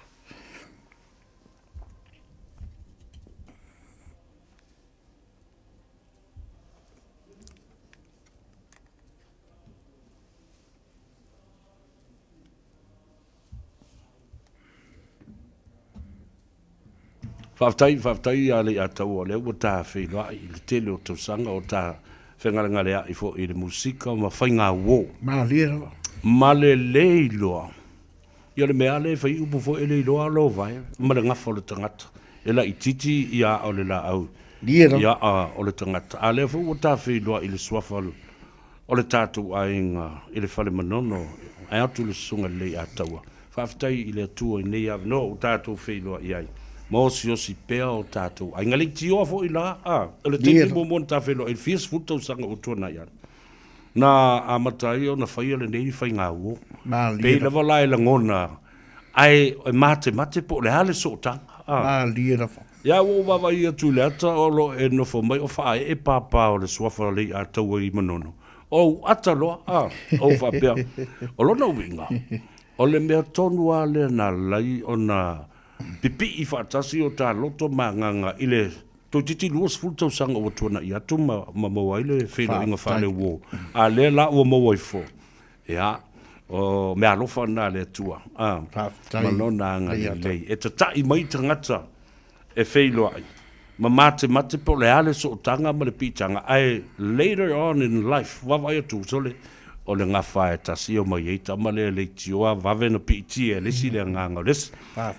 Ua tata le noa ma sangi le nei aso o no le wha moe. O le lupe alua whale mana o lo tu nei. Ia ono le wha moe o le tātou. Wha ili le Mount Fau. Sao noa ma paulusunga le ataua. I le so tanga ma le nei foi wha ili. Ia ai mese le latou wha moe o lo tu nei. Mo le aso to na i lea e pa u ia i le aso se fulu o le masina le nei o akuso. Ia ma le no fuanga fo i o le a whaatino ai le wha moe lea o le wha whiwhianga tele lea. Ale Mount Fau Band New Zealand Tour. Whaftai le ataua mo le awanoa, whaftai fu lewa longo ilo fo ia le mamalu sa mo lo fa fonga le nei vai nga o le por kalame fo i dunga le ta ala leo le nei vai nga le aso o le maunga fao lo o fa pena na tau tuaina le mamalu le tatou atu i tono Melponi o le fa ili la le maunga fao ia e a mai le fia anga o whangaloa i longa i whangaloa ia maua fatu i whangaloa o le au fa ili na o lo taitaina e le sunga ia au taloto ia Junior Brown ia mai latou o lo fa pena ona ngā lulu e awale le tautuaina o le au fa ili le maunga fao o le fa ili le nei o le masalo o lea wa na mata ma le fa ili nei o le luafe ma le tasi o le tausanga na mata ma le fa ili nei o le fa moe le ia tau wa lai ona tu ua le fa ili nei me le poni ai anga i mai o le lato fa moe o le aso fa nau o le fa ili o lea ua fa atino mai tonu o kilani o le luas fulu tausanga la le anga i mai le maunga o fao e fa manatu e a matatu lai nei au kilani le lato waso fa nau e celebrate ai fo i le tele o le tausanga o tautua ia awa lava ia to tonu o fa fianga o lo tautu aisi o tatou wa tunu o peo se fa matalanga tu le tulanga peo na yele maunga fao ma le lato tautua le ataua malo fa tai o le o manatua nei e nai tausanga ua tuana i atu. Sa whai sa whawhiwhianga tele la vai i Melbourne, maara o siri atu le sifuru tausanga. A o le wha, ili la lea na mātou, ta tā whatas, ma lātou so ni lau show, i le nā tausanga. A o lea la ua toe a ngai mai nei, mai o la wawa aifo i la i le wha, ili lea malona wha tulanga ina o lona tina e Melbourne. Maa lia la. O taunu atu, o iei le wha ili le nei, a o whai o fo i sa lātou wa tina e. O se whale o loa tele lava pe, whale o Frankies. E wha tau tasi uma iai i o le tele o Samoa ma ngata atu motu o le Pasifika i Melbourne. O lona winga, o lea e wawa e tu nei, o lea o la tina e, wha pena fo i a mea lo o wha tino o le wha ili. A lea la o le a wha taunu ule wha a manatu wina o lona lua se furuta usanga. Iyo, e mo le lava le sunga le ataua.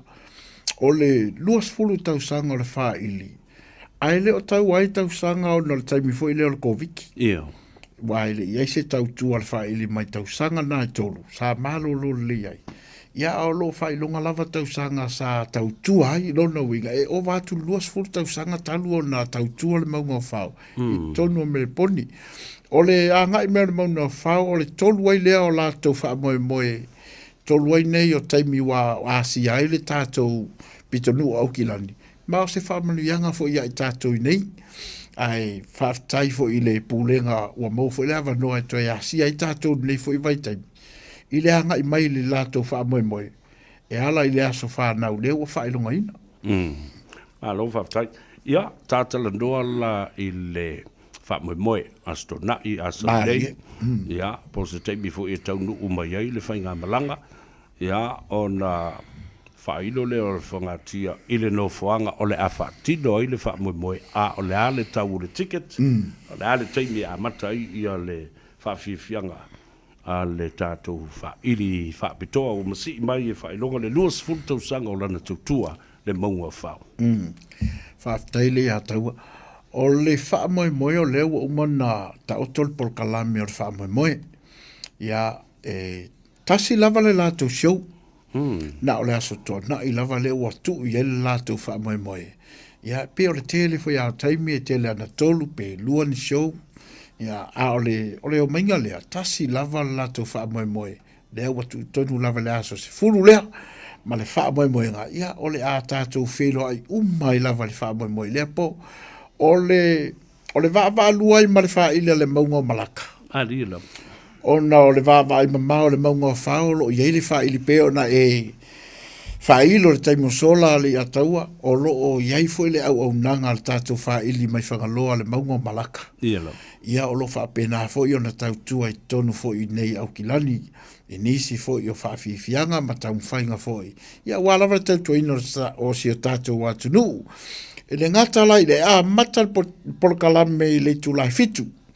O le nganga ma le wha moe moe le maunga o whao, o lo i aina i ta māmana i tina mātua. E la tau te fia au wai le wha moe moe. A walan tu mai luma. Ina ia tā ele taimi fo i lea ua sāwa le alu al kupulanga le sfulua. Ia wato ia ngā i la tau le whale whaise marolonga. Ma ua fo le sāpati. A tā la le fitu, o na pifom le o le maunga o malaka. Se ia pā ia le tūla iwa. A mai a le tūla le iwa, ia o lo o whaatasi mai a le stasi fo i o halo ma tamali i lau i loa le tātou atunu le awhionga ia a suao. Felice Mikaele peo na lau ilo ai. O lea fo i o lea whaafia i lea pole a taua. Mai la le taimi lea i le iwa. Ia, e i tū la fo i ale le whaafia a suao. Ona i tele na i tamama na i tina mātua i mo mia le musika le ia a suao, le ia taua, e leo se tala vane ai. Ia, olo iai foi mastasi foi o tamali o tātou atunu alau ilo foi nevai taimi ia le tamaita ia to fanga meke ia ole api fo mai foi le taimi ole fa mai mai e tauna afar se furu sa vea le a tau a se tulou ua feula ke ole asfana ua le mango fao ia na fa wa lole le mango fao le fa mai mai se ia pa ia lava le tulai tolu ia a wa le fa mai mai lo te vai atu ile por kalame le mango fao. Ya, le aloalia le tau whailo foi lo ia tūlanga le musika. E peia o ele ke ko vanga lava ia break ia teitas. A le ngata ilea, ia o le sunga tūtasi ale ia tau sa vea. O ia le nā le fofonga le tātou po. Ia, e taita ina le tātou wha moe moe le po. Ma lo vaftai, pa ufoi le sunga le ia taua. Ia wha fonga fo ilo tātou o tunu.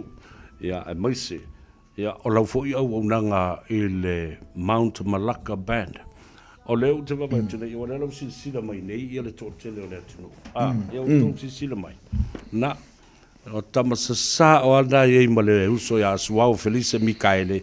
Ia ma au ke lofo ia uso i fo e Felice Mikaele, wa o ia le na tusi le vi i fo leo o tātou le ainga le tai. Ne i e fasiringi ia po fea o te sauai. Tamo le ainga le tai o le to'o o le whaatupuina o le file mbu mo le o singa o le whengainga. Ia, le lei. Fia le tau o le ticket le nai ai? O leo te wa atu le tau o le tātou wha moe moe. E luas furuta la le sa wai i. E luas furuta la le tau o le ticket. Ia ma le lato tuunga le iai a wha apea le sa o ticket. Longo ina e luas furuma lima tā la e peit whaitoa. Ia. Ai a maua lautik. Ia e luas futa la, o le tele lava la o le tātou pepa o le walu tua. La fo lai nunga le tau sala le tele o isi tātou tike. E maua iai sau tike pe a e fia mo. Mia lea whaafianga ma le wha moe moe le ia tau. Malo, whaatai. Malo no winga la e tau o tele le whaafonga mai le atunu. O le vave atu. Awa o te no le nei. O le atumu nei. Ai maise o whaili nei wata i lua se fulu mon tupu tausanga. E tele ala tau pese tuai. Tele ala tau pese tuai sa fatu ia mawhati. Mausui na ile tele o tau sanga o lea lava e toa tele ila tau e mulimulita. Ia ima pepese ai pese o se teimi e tā ile leiti o po fia lava e whaafonga iai. Ia o le mana i o le vavave atu. A meise lava ia te o tau o ta māmtina mātutu o le atu. Lo maua peo le malosi e a nga i ai. E fia wha longo ma mori ma wina. Ia, e se fo le lango atu.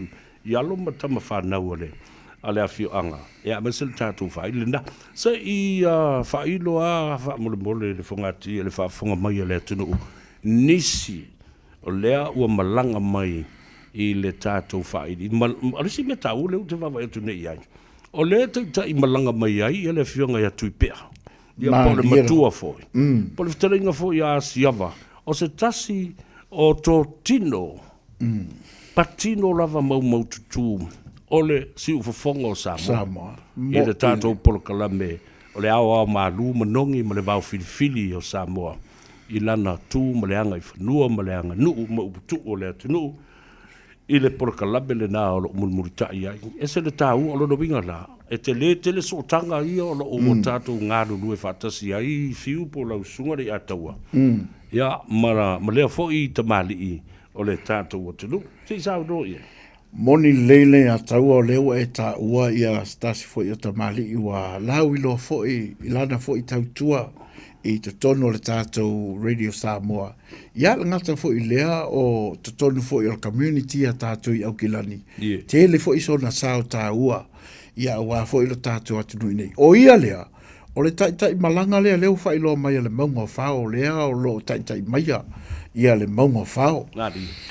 Mora sila fia, nei te uwha pēr, fe sila fo i sisi, pe e sea waka i kai mai ia tui pēr le 11 na lua tui New Zealand. O le teine pese le maunga whao. Ia o le alo e whaasingo i aku i pēr. Lea lo pese ai le wha i le maunga whao. Le tamai tai nasa vea, le ataua lo e... Lea o te wawa e la le leite, le tamai tai o tō sisila bai, e tāsi al tamai tai le nā o lo... Ia, whawhetai o le atatou whelua i e ma le whionga le matua, i atu i pēr. Ia, o lea laua o le tai malanga nā tātou o whaili. O le li pule o tātou whaile o le sunga ia tiuna autaloto, ia Brown, ia o ia le nā o le li pule o tātou whaile. Ia e suafa mai fo i le whanga i le fio le malu ma le mamea. Ia, langa e lua ainga o le tangata le ia taua. Ia, whapena ma le li o le lit piango le te titilo tua i o le afiong por fitalainga ia mano Josh ia o le tasi na o tapiano le maunga whao ia whapea ia le sunga ia Tavita fe pulena i Brown ia o le li pese fo na le tātou whaili ia ma le sunga ia Ray o se tasi fo nei le ia taua ia le fo i wau titilo tua ia ua loa fo i lana ia fo i tautua i tono New Zealand ai le tu va atu fo i Melbourne e fo ringa mai o le to tele lava i la tole tono le whaili le o i la o nisi fo i wailonga le musika wailonga fo le la tautua i le telo whaafiafianga. Ia pe o le to tele nau i la tole au te ia matamata ia Joanna ta avali. Lea o tamaita ia Joanna ta avale ia o se tasi fo i o tamaita i o lea la o lea te vai atu o le fo isa ua le malanga lea. Ia, e pe o nisi nā o lo iai lunga le lisi le au mai nei ate au. O lea o malanga whaatasi mai ma le tautua le maunga whao, le iatau. Malo, whaatai tau o tele. Ia, whaatai fo le ua e alofa mai i nai tickets i e whai ia la uta longa. Ia, man ma alo ai sesi ia ma lui ma avi ia, lana mana mea. E mai moa ia pa mori mawina foi. Le aso whanau a toanga o le siria le luas futau sanga o le tātou wha ili lawi loa. Le Mount Flower Band, birthday, anniversary, and the New Zealand tour. E le to iei la sesi la to wha whiwhianga pa o mātu ia le tausala i mangile i le pōrea. Moni le lava le ataua. E tasi lava le wha moe le tā pena me le maunga whaua. Lono winga la e lea ia ma se mea tuua. E lau sa saa u ma whaiva i le pōrea. O le ala tonu lava le nau a mata me le tātou whawhiwhianga le tā le tulai fitu le whiwhi. Ina ia lava le taimi. Ia e sila mi o ma whawhiwhia ai le maunga whao fo i manisi walautongia. Ia wale whawhiwhianga i lea poho ma le wha moe. Malo. Ele ia mantua leanga o tele vave tele ia le vole le technology ma technology nei o le po. O le tele lava wha ili e sa masani o na malanga ma ave la tau CDs ma bea whapena. Ia o tele ilola pe o iai se mea whapena po o mai ni pusa CD pele ai walanga o le ua whai ma o umatangata i dunga le upenga ta whailangi. E moni le lava le ia taua ona o le nefo i vai taimi le sao o le langa wa iai tātou ia wale o to iai ni CD e peo na masa ni tātou ias ia ua o mai lunga i le penga ta whailangi o nala wa iai malava la tau whatunga ia le la tātou vai tino lava ai live awa o se mea i sea o tātou moa foi. I le vai tino militino mana iuso lao mai. Ia a o lo whawhia mo tātou mai moa iai. Ma lo fa tai ta wo tele.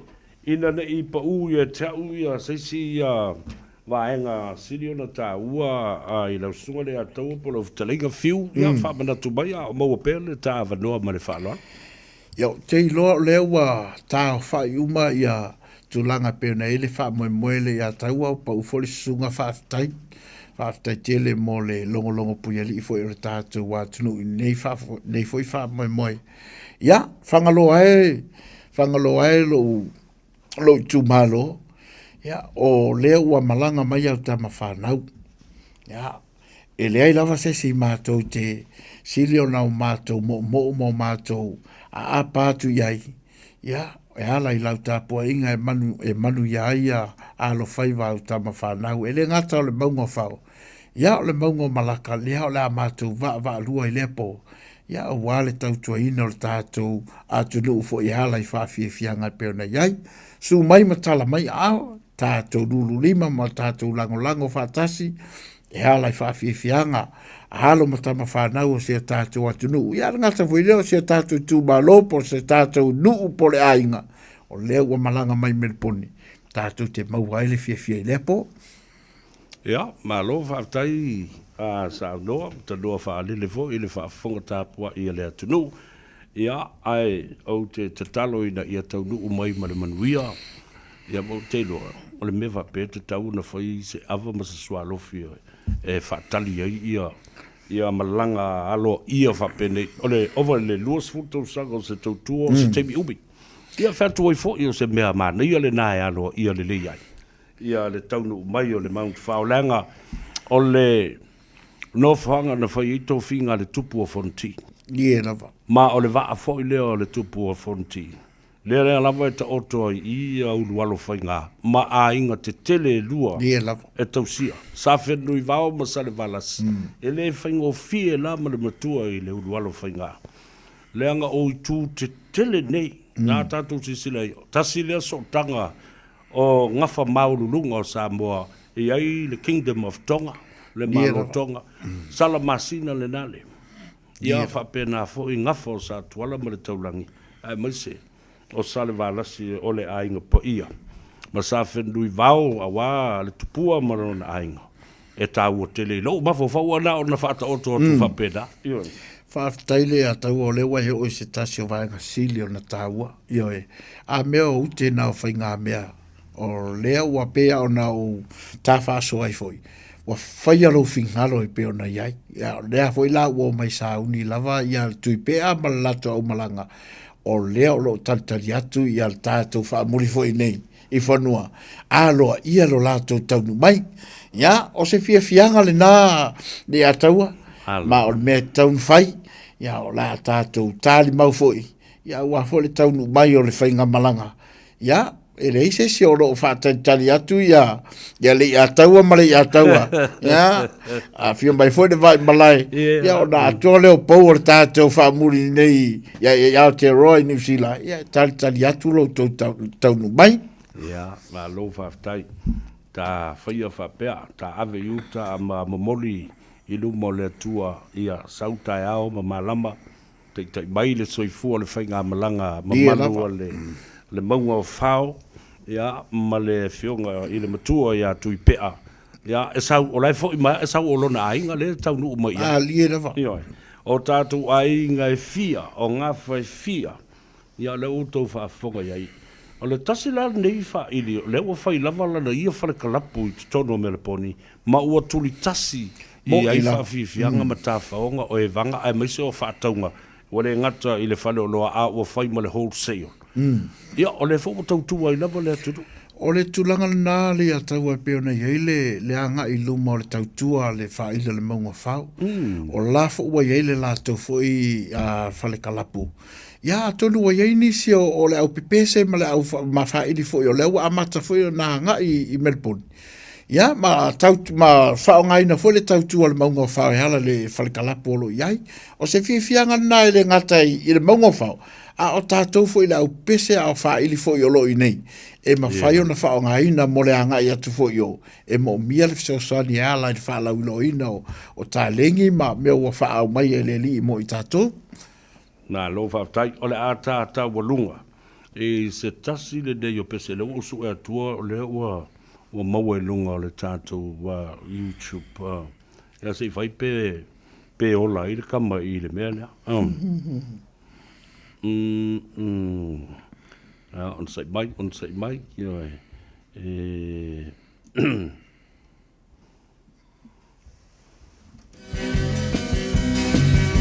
Papoponga mais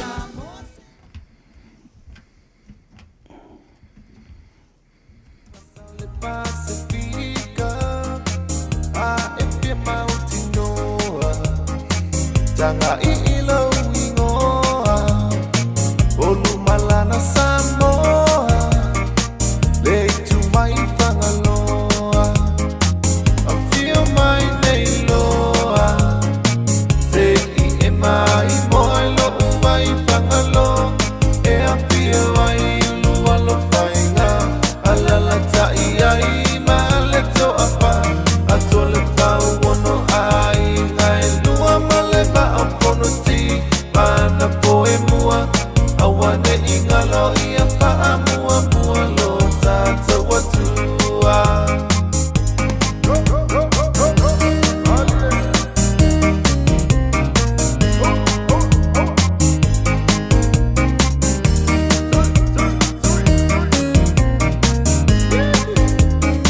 Suinga isi o unu Le miti uatanu Le malo fa apetai Ia unga luenga fai A fia mai a se malanga Ualelei a uala Mumu o umoli O fai ma telefoni A fia mai nei loa Se I e mai moi lo umai whangalo E a pio ai lua lo whainga Alala tai ai ma le to apa A to le whau wono ai Ngai lua ma le ba a pono ti Mana poe mua Awane ingalo ia pa a mua mua lo tata watua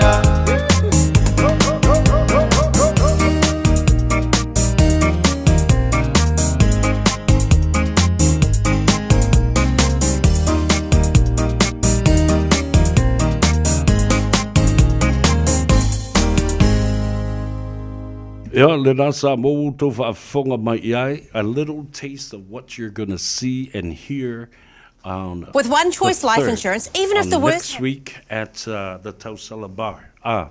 Yeah, le na uto whaafonga. Al pese na, le pese tuwa ia ua whaisi lewa. Na uto e momoli mai. Ele mount of our mata o mai po o ai o ia. Ia, o ai a la sisi o le wa o fonti o wa. O auto whaafonga mai le wa fonti. E ngata atu i le ai o le aitu. I oe. O le ai lawa ma le to o le fua e fio ai ma la ta i ai muri o. I le tatu nu ui whale apuna. Ia, la fuatu, tau walunga mai e lau sunga le atua po lo talinga fiu. Ia po lau fionga fo i le tapsoa. Ia le tā por kalame ma le whaatale roanga e le nei au auli a wā le tātou au malanga le tātou wha ili lau i loa le Mount of Foul Band. Ia, o le a vea ia lo leo le a tau e whai masui o le sunga le lipule o le maunga whao. Ia, mai se foi le mamalu le latu whainga malanga e a watu ele a ngā whaafitai tele le a taua. Tulanga foi peona ele nei awa no wha aulo wa maua e mwhai foi ona wha lau i loa ai nisi o wha moe moe a wale malanga mai ale nei foi au wha ili. Ia, e tai tonu lava. Ia, o lea ua no whale a ai maloto sa tu ia maa alo tātou atu nu le wha moe moe le to e tau wha ilo ina. Ia watu ele ngā whaafitai tele le ia taua mo le mātou wa vanoa. Ia, iai lava le mātou tātou dunga. Ia, le se manuia le maunga whaua, mai se lo nei foi vai vai. O ia. E na o le tua lava na te foi atu le sosia o manuia ia te ia whapena o na sanga manuia i pea ua lava o tiu te whai i to tonu o le tātou wātunu. Ia, ale ngata fo i lea. Ia, e mamoli le nganga whaafitai fo i le tātou Radio Samoa. Ia, e whaafitai le nei ala leo. Wa le tasi le lua le whaamoe moe le nea o whaili. A o loo tu mai lava le lātou lango sua e ala ia mātou tau mwhainga. Ia, tauna ia whamanuia le atua, e sunga le whaafengainga, ma le whaletua, ma le pulenga, le Radio Samoa. Ia, mai se nau sunga le ataua, sa vea le neivaenga o le as. Ia, le a tantonu le a tātou, tantania le taunu mai o le whainga malanga, kui pea ma le lato au whaili. Ia, tai elo soifua, ma so mātou ola, tātou whelo, iai le lofa ma le anga le leo le atua, anga le leifo, i se tātou atunu, o lo maua le whaasala lau, neivaenga o le auli ia, sana whamanui atu le tua manuia fo i sa pati a tai au. Ia, ai ola le leo, le ataua le lofo le tua soifua mai e manuia. Alo whaptei tele, tadoa ba ufo i le sunga whaalele i lau sunga le ataua, le sunga tutasi o le ainga le tai whaptei. Ia, ua avamua i le atua i le tāpor kalame le nei tai au, ai whafo ilo na vihinga ma tātou tālia lupe o maunu, ai maise, ia saunga le mu ta tau no i whanua le whainga malanga ale tātou au o lo masi mai ia o le wha ili fo le na o tama whanau o le tātou atunu e misi lava i le tumalo le wa o fonti a le te tai malanga mai e le tau so le matua i atu i pea a la se toi su e tasi a la sisi bea sisi pese ale Mount of Hau ia tate tau ma vai ai e le nei fo i a oli.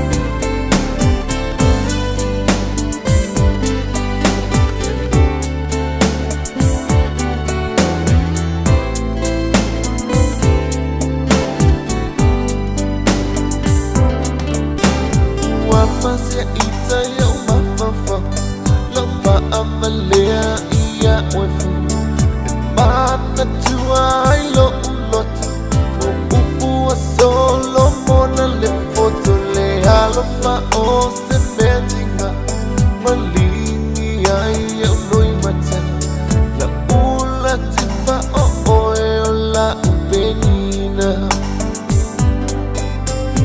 Awitani elo mafafa Wata elo ipule tuinana Omo onga iya so uma Tafia fantasi ma oele rosala Umama lea o tetewi Leva ainga lea iyo bowling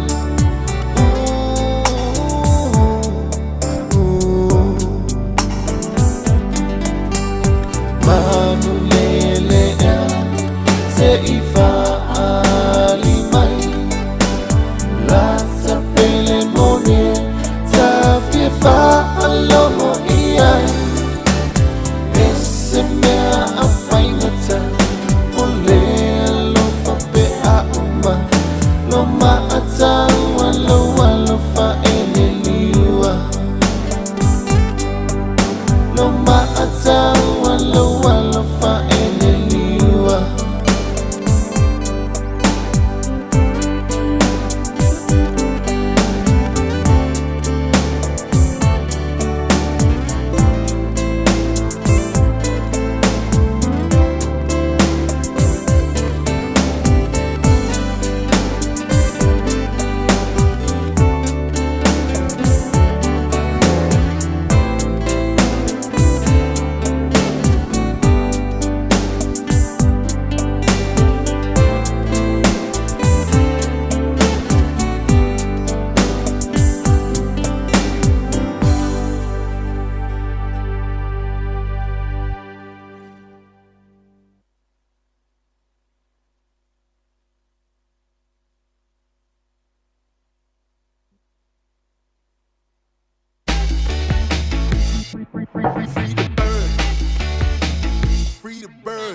Soothe dry, sensitive skin in 20 seconds. Ah, Aveeno.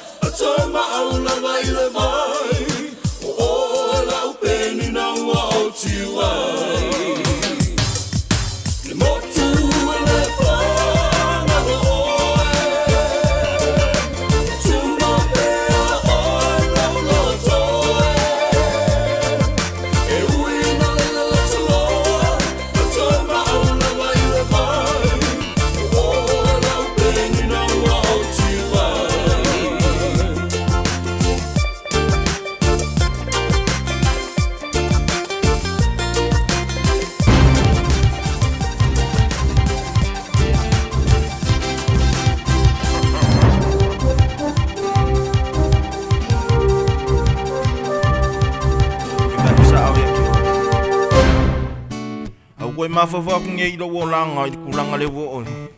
this update, the Finance Minister is celebrating fewer Wellington bureaucrats under a National Government's watch. Nicola Willis, also National's Deputy Leader, has addressed their party's annual conference the same week her long-heralded tax cuts came into effect. She's outlined some of the government's key investments, such as roads and cancer drugs. Meanwhile, leader Chris Luxon's spoken to former Prime Minister John Key during a closed event for members only. There may be fewer people wearing lanyards on Lambton Quay, but there are going to be a lot more people wearing high-vis and hard hats, and I say bring that on. A 17-year-old who police claim was impersonating them has been caught. Jessica Swan has more. In Two sport, cases in Northland expect some Black Ferns Sevens gold medalists to turn their attention to next year's 15-a-side World Cup in England. Sevens veterans Portia Woodman Wycliffe, Sarah Harini and Stacey Waka were part of the Black Ferns World Cup winning squad in 2022. New Zealand Rugby's professional rugby general manager Chris Lendrum is anticipating a similar scenario in 2025. Yeah, as in 2022, we think that some will be interested in coming across, and we're really keen to explore that with them over the next few months. You know, it's a all boats rise on the tide situation when you introduce a few of them into any environment. Two-time Olympic gold medalist Mahi Drysdale is tempering expectations of rower Tom McIntosh making the podium in tonight's men's single sculls final in Paris. Action's underway at 8:30 with Emma Twigg in the women's final from 8:18 p.m. That's sport. I'm Sandy Hodge. Ea le na, ua e whaafonga i a tātou tala I vai whanua. I le ngangana peretania I na ua tolu minute ua te eilei tūlai tasi. Ia matawa lunga atu ai fo I whaafifianga so I fifiloi I le uso. Le sunga ia fiu sebo, ia maise fo I o le tala doanga ma le sunga lei a taua. Fiu tala paunga, ia a o tātou tālia le whailonga ino le luas fulmon tupu tausanga o le tātou whaidi lawi loa le nā le Mount Fao Band mai I le wa au fōti ma le atu whangaloa wa yaso lea aso fulu e pa u tonu le nā I le asto nai le a whaia I le mauta whaafifia o le tausala club I le taulanga whaatau I mangele I wailo ume tangata le no whanga le nā ia ai tickets e lua I au te mana o he wha mea alofa atu vai se tātou tālonga I se teimi bulbuli mai ia e malmala mai fola I upo le wa au fonti nei te ua ofisili atua I ate o e awai ko kele iskanga e le ropo wheme I le wa au fonti o isi foi. E wheo tia I ama mali liua I a pia masala whai. Ere I o oa I o I le atu whangaloa. E voi tangata no nofo I tumua. E mali liu, ma tutua. Ele I ai ase si wa titi e se waa e alu I sala whai. Ia, pēl wakwa e sale longa ngapa I sale longa ere I o I tua isi no umaisi a whio anga. Ia, e ole na, ole whinga na ole bea tātou te nofo, I le atu no o tasi, ai tātou te le whiasia si ai. Ia mao, e tutupu a whana lawe I le tau ai ngai taua I tua. E le ea masisi oso se pasipo se ta vale manu I kua whia ai, disi vai ngale na olo na ainga. Ea. A malo to le sunga I ale a taua. Fiu tala paunga, I le anga. Ina ia wha mau popo tā leni ia meise fo I o mea lofa nei o le atua I tangata e meise le tupulang tala vau au te whawhetai fo I au I le umio nei tau sanga o lātou tau fiofi I umaya pēr ma tau fiofi ma mau I le tā ua o nei tā leni o musika e pēr ino o fo I atu ia o le aso anawhina wha mawai atua I stasi fo I o uso ia le fo I malanga mai. Fato a uloa I fo I le vai asole nei. O le sunga I a tapatu. Pene weta Solomona matautia. I o le ainga ta maa atoa lea. O le atu whangaloa. Mai le va au fonti. Ia a o tangata sa whaamriaina I le musika ma le tomai.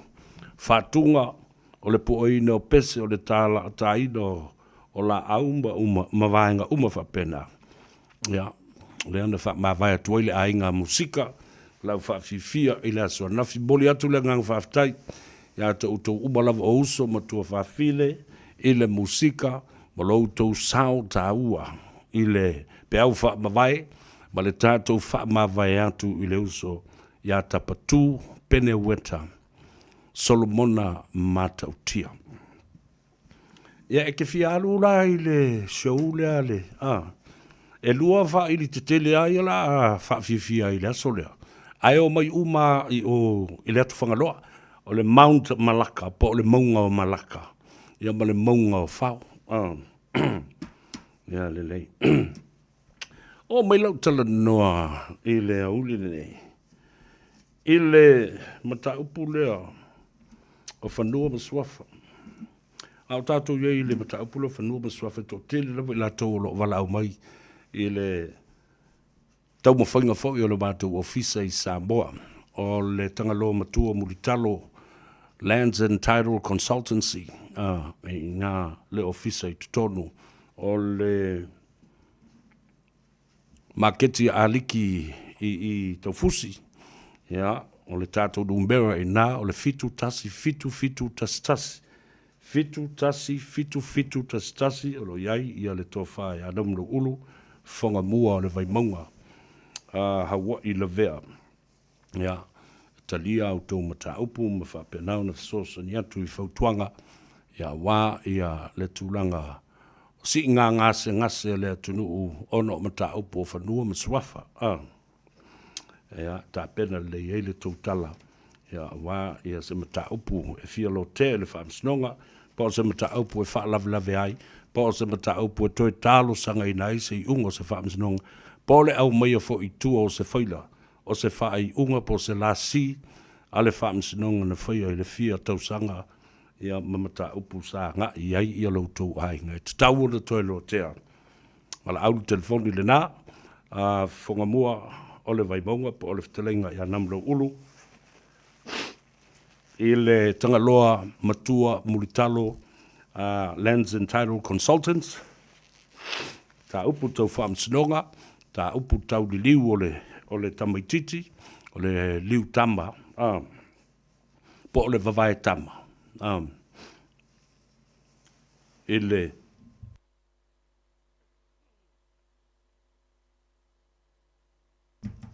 ele tātou ofisa le dai pia fitu tasi to tele lava ila tau na wala au mai ia fia maua o lea fiso swani ile vai aso o tuana ia tunei ia matu ina tu i fo i ma family ina i la tau i tau rumanga o la tau mata upu fatalo foi lungo le tātou apia folinga mana tua o na o sui le tātou Facebook page ia ma le tātou YouTube channel ile Radio Samoa Live so se teibi lava lai te tango ate le mo le tātou YouTube channel ia ai alu loe tā i tonu le upu na Radio Samoa Live te maua umatua ia ma proklame including le atou savea ma le tano availe asto. Nai, Maria Moores, talo falava, Amelia Whamoana, alole soifua munvia, Silas Misa, Radio Samoa Live right now, Savvy, ia sa olena, Skida Fale, malo soifua, Marietta, ia whapea ia Mapuola Noa. Ele fasi sinanga lea vatua mana tu fo tātou corporate dinner le fiafia na nei, ia inisio company of source ni mai ia ma fa tau fo ia latu lau ia ma walatu malama lei i le tulanga o nei sa ilinga se leni ma sa ilinga so swani ina ye se tu pe tua ia le ta fatolo sa ilinga mano Samoa e maftanga fa au so fatasi fa pena fo i le pi fala po le maftanga o taiao fiva o le Pacific Leaders Forum ia e moise foi o le fono fo tua Samoa ma le tātou dina le nā i le fiafia na nei onos fulu tala le vatu foi ona tu fatu tātou tickets o lo iai a tātou tickets o lo totoe ia wala au mai ia le atou savea mo sau ticket ia va pera foi ia le ftelenga ia tele ai le telefoni lea ia e mo wai lau ticket tātou fi lo iai le fiafia na nei ile Oats Otahuhu Rugby Football Club. Olu o tasi valu o whalua. Oine e misia. Awa o tupe ni se e tua i tātou whono le tāwhtulu nei. Ia ma tutongi i fwoi ma tātou pas our transportation to go down for the second reading. O le whaitonga whaalua le nā. Ia, o le tātou tula whono tau whaofi o le toi whaafo i mai o Citizen New Zealand o tangata Samoa. Te ana a vea whaasoli tula whono. E tangata, e na malo New Zealand. A fio mai tātou wewa nā nei, ma fia mau tō whaafonga fo i se update wo o iai. Ia le tau mawhainga le tāwhatolu nei o se ringa malo. O le tātou dina, mānia, le steak ma le tele o tau mawhasai ai fo i le lava yaso, ai le lama sina. Olu o tasi valu, o wha lua. Ia, po le telefoni le atau, o le o lua tasi, lua iwa wha fitu, iwa lua fitu, a tele ai le nā, o lua tasi, ono tasi valu, o wha lua. O le tāu o le tātou whelangulango mai nei mea. Ia, awa e le whapea e whaingofia le tātou wō i le lo, taunga tā, pāsese o le o i meo wālele. Ai, mana ia le tātou ti e le pasi ma tātou pepese atu nei ma o. Se i sila la ia le atunu. Ma le malo, ma le pale mene o New Zealand. O matua i whaatumu lia ato, ma pātutu i le public gallery, ma le news media gallery, i lunga i le loi Wellington. I le, ma whai lea, o na whaatanga ina, whaale tūla whono, le whai taunga ma le talia ina, o le mata upo le tūla whono tau whaofi, whaalua i tono le mota. Whono ma le pāle. Mene ake so e lunga le pasi, o ke loa kua, o e lesa e sau e lango mai. Whakatile le, tiklo ingoa o so lunga le pasi. Ai whaaku, e sau e fio so lunga le pasi, ake le sau se mea, o loko so malo ie, ia o tala mali e tātou te tali e ia o le nganga le nā e momori a toi le sāwali. O mai e tātou pulu lima whaatasi i lea tau mo whainga ua toi titi lava tātou sui tau i le tili. Ai a fio mai fo i le tātou corporate dinner nānei. Ia nā o le tali e ma le fia ma ia ma whai e fo na e la ngona le mawhana o le ngālu lue so tau au. Ona maanga lua i leo o sautala noa, awa tasi lea vaenga tā ua. Whaafonga le mai Samoa, o se teimi mua le nei. Ua wala au lia ai i tātou, ma ua wala au lia ai le Pacific Leaders Forum. Le whanaputonga o tae au o whaiva a e manuia. Le vaenga le Pacific Leaders Forum o te iai le telenga tele ai Edwin Puni e whapea fōi i a Tofilau, Esther Tofilau, i a male lātou lau, i a ai o pule whaamanu malu, o le te whono o le tūpā o Samoa, le fionga le anoli i a whepulea i semi-pulea. Ua wala au lia whaapitoa ai tātou e le tupu, King Tuheia, mai la loi Waikato ma Tainui, ele umatu ia a matatua i manakau e tau i la lo i Waikato. Le aso whanau o le tupu i le aso lua se fulu au kuso. Masina le nei, to se fulu fitu aso tātou tau nu, o le teimi mua le nei. Ua wala au lia ai se whala puputonga o Samoa, ma tangata atu moto o le Pasifika, e tau wala atu le Pacific Leaders Forum. Ena ia alo ia. O le ia te au le tusi, a o le umi o le tusi, e wha maori to e wha palangi. Ia, a lena ona o oto atu. Ma o se teimi tā ua fo i lea mo i tātou o tangata Samoa. A o tātou fina wina, ma tangata atu moto o le Pasifika. Le ami o tonu o le malo New Zealand, i le tātou sitseni lea. Se o tele tala e whai i le mata upule nei. Ai tau solo mua ia i lātou, ele i whaia ni a lātou submissions. Le tala noa, ma whai tala, ma tau ai maa, ma tau wha leanga, i le tāwha tolu le nei o sailinga malo. Ia, alo whai pēr ma le ono sai maolo pēr le fua. A o tau ia tau te whaasanga tau mai i le mata upulea. E loa, i le o tau ni Samoa. E le o tau ni tangata e whai ni loto mani fatu mani ate e vātou le whaafonga mai e le atunu. Ia, la me tau te loto le anga, i mo tau tau whaaleanga, ba whaaleanga mea le atunu. Tau te le o mai, ina ia mawhai o na tu mai lau tau au.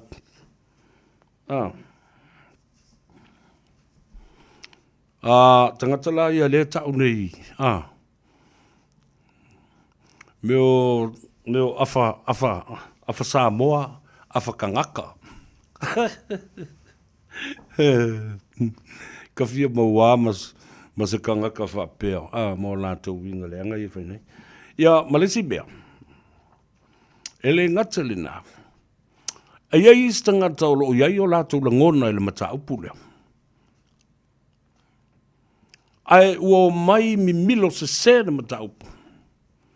Ona whapele o lātou e ona ia le whinaunga mana mata upu e reilo. Nei o le mena se i mai le lima o tuiono. Le whaipule, raro tonga, a le pati whai o le green. Lea la o lango tu e ma le tawhatonu le nei. Ma wha mau popo mai le atunu. Le ua uma tātou talinga malo e lua. Uma le green. Marama Davidson whapena fo ima tuiono. Le ua uma atu le act. Na malanga mai Dr. Pachit ma le whionga i le li te tai ia David Seymour. Le tātou te whātalitali nei po le ase tala mai i le Pifala po le Pacific Leaders Forum. Po ai le la so mai, a o lea le aso, a o lea le teimi, a o ai le te tai. Po mawasa mana i Winston Peters, po Chris Luxon o le National, ia po o le vaenga fo o le Te Māori Party, ia ma le Party whaapwhai, o le o lawi loa lava e tātou, e te tauna o mai i le tālonga lea. O le Party whaapwhai o le leipa. La le na, e lai o na ua watu le tu o lalo, ia i lātou ia e o ta mi milo solo mai tua, mai sia lātou, sa vali ma lātou, mena e whai, o mai i le mea lea. O le vai tele lea tātou te nuti mea maasu vai i ai. Lala fo na le yon tilo mai palangi e whai, isi ta mai pockets, Association i ma o a avala uli atu o tautou te awhio mai i le mea leo le awhelo i le tunu tau te leo mai e o ka mi milo solo mai koe o ma ma ngali ifo i o meo pāwaia ma pālau papa ai leo mai i le mea lea i ale na whai tala i pēa ma e tā milo ma mau o wane e lata mai le mea o te iai awa ele se ua upu e whai atu i atu tau ia. E laki o upu i e whai atu. O upu kai limas fulki kalama ma kai se lau kilo kalama e whito ai ma o tau mawhau whau ma o tau rangutu. Ma o tau muauru. Ala na whatu ele tau milimilia tātou upu e whai mea nei. Leanga o mea nei o le tāpua i Samoa.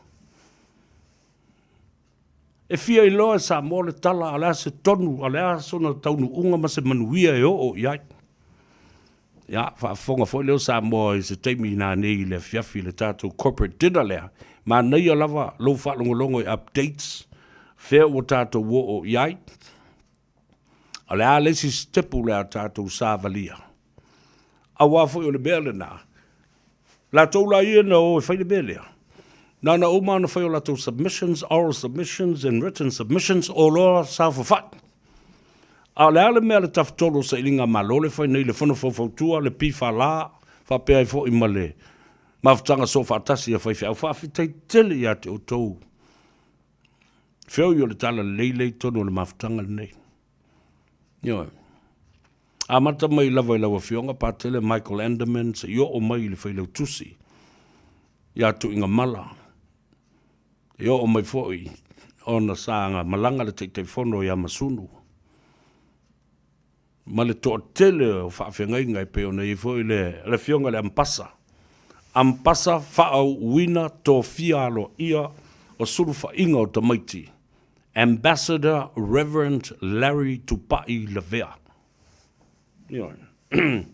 Ma le tō tele o nisi o tau o le au whainga albenga. O lo o tau loto te tele. Ma o tau ta talo o lea o lo o wha malo si au ia i mātou. E tūla i atu i lea teimi, ma lea teimi e whafsa ngā i mane malo o New Zealand. Ma le pale mene o New Zealand. I ma tā upo e tū ngutu, tū whawhonga, tū stusia.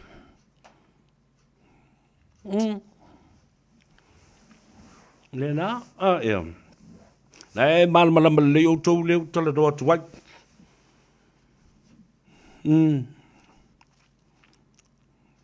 You know exactly and who I'm talking to right now. Nā, loto māua la lalo ia mō mai. Mō mai, tātou nuti mea māsu vai whatas. E leo ni tō whinga manisi i lātou te fia i loa, ma fia sapi, ma malu i tō whinga o le mea le nei. O le mea lea, e tau te mai a ngā lului. Leo mai na o le nofo, ma wha lue, ma wha bāwhana whana le nofoa. Ma wha mai o ia te whono, a oi le sui te whono, o ia o ngā le ma tā upu lea wha porokiki, a oi o ngā le mau le sitiseni, a oi a mam. Le ai. Mai ngā lului. Ngā lue mo ai. Ngā lue mo sa mo na soifu e la fe se la ulo fama e na. O la fe se la fast food maliva.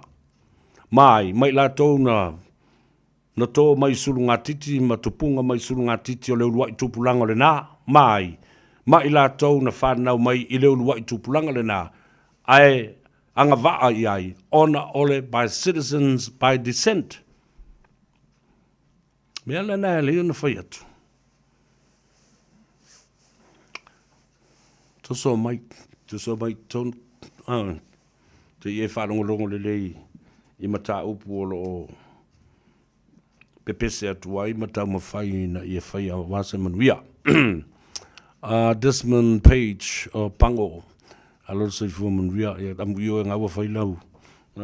Whatalo whapito la vai le uso le whionga i a fonti. To receive some more live entertainment ma lo whaftai lau fui tau longo ma le fefe toa ma le malie au mai ai ia le tu o lalo i lo tātou tunu e mai se le matanga ruenga li malu le malo a talo fatu Josephine Leota, hello to you Seville from Sydney, Australia. Ja, whapena fu AK Sunshine Sulita Malia Fulu, Amelia Whamoana, ia whapea fōi ia leuso, ia momoti, soifua, tufunga mautou uma o le si ufongo sa moa i le lo, e le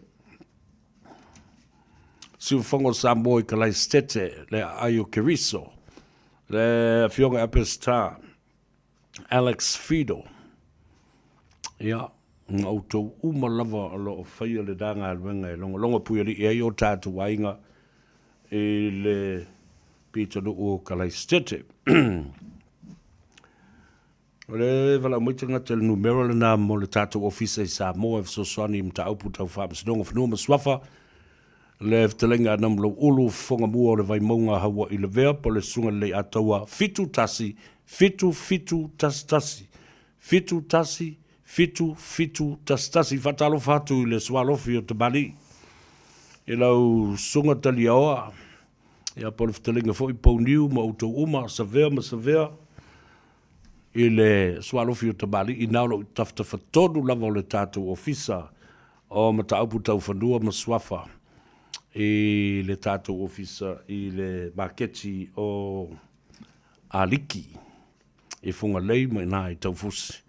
Talo fatu ia te tau o tau lo tau sia le mauta mai lava le vai taimi o songi alofa i le tātou nuu i sa le lesi ia malo fai o le faiva ele o toe mamau fo ia e toe a enga ruenga le fono ma o tau faiva lo filima o lo o tau sia ai le mamalu o le mauta fono talo fai awa o i foi na o maua i le tala ai le i whaasala lauina ia le mataupu lea O le whaatea ai o tau ofe, le mori mau pe pelo le urungari i vole le mai sini o sai, ia ma whake. Neno mai whatala do mai lunga. La ua, na tala i sa mato i le swalofi le i le maketi na i vai aso o tona i atu. Ele ngata i le whawhau ina o le mori mau o tau ofe. O le wha maonia ma le pepelo. Wa awhia i le ainga o lona to rua i si umu. A awhia i malona ainga i sa le lesi. Tuli mai si umu. Toi wha te aba. Mane nu i sa le lesi. Wha te a mai si umu.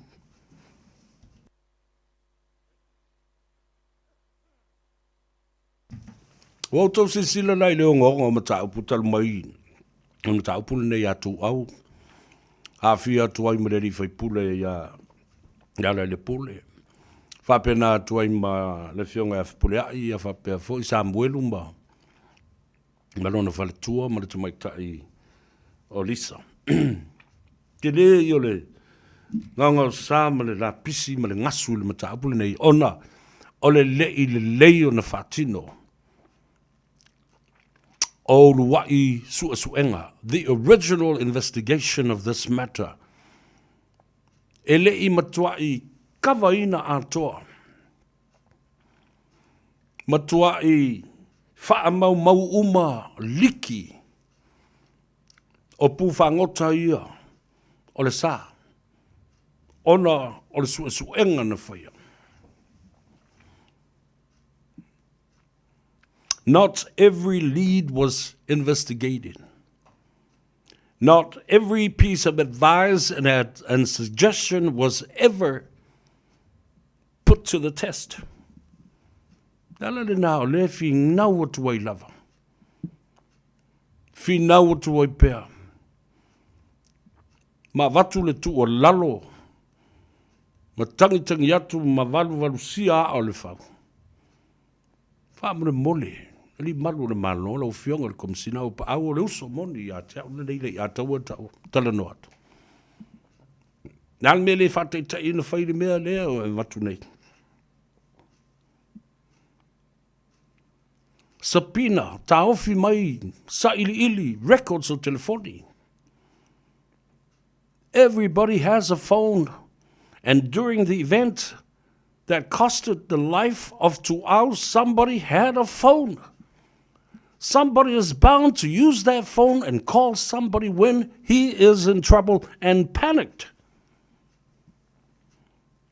Is this it? Let's just say, yo. La le mea ua umie o na ufi. Lele au maia I lalo o wha mau maunga. Au mai I luma wha mau maunga o tangata o na ia telefoni, au aina whia le telefoni. Because you know so well somebody will be caught. Somebody will be placed at the location of where the incident happened, where Tuau lost his life. Who were there? O malsa I linga na watu eli o whatau malamba. O iei o na taunu unga e toru. There is a suspect, there is a witness, and what? There is evidence. O iai le mena tupu, o iai le mori mau ta ua, mori mauola. O lo iai tu langa I wha maoni ai. Maua uma fo I na wha ingoa mai le tangata. O lo lau manu ia le ingoa.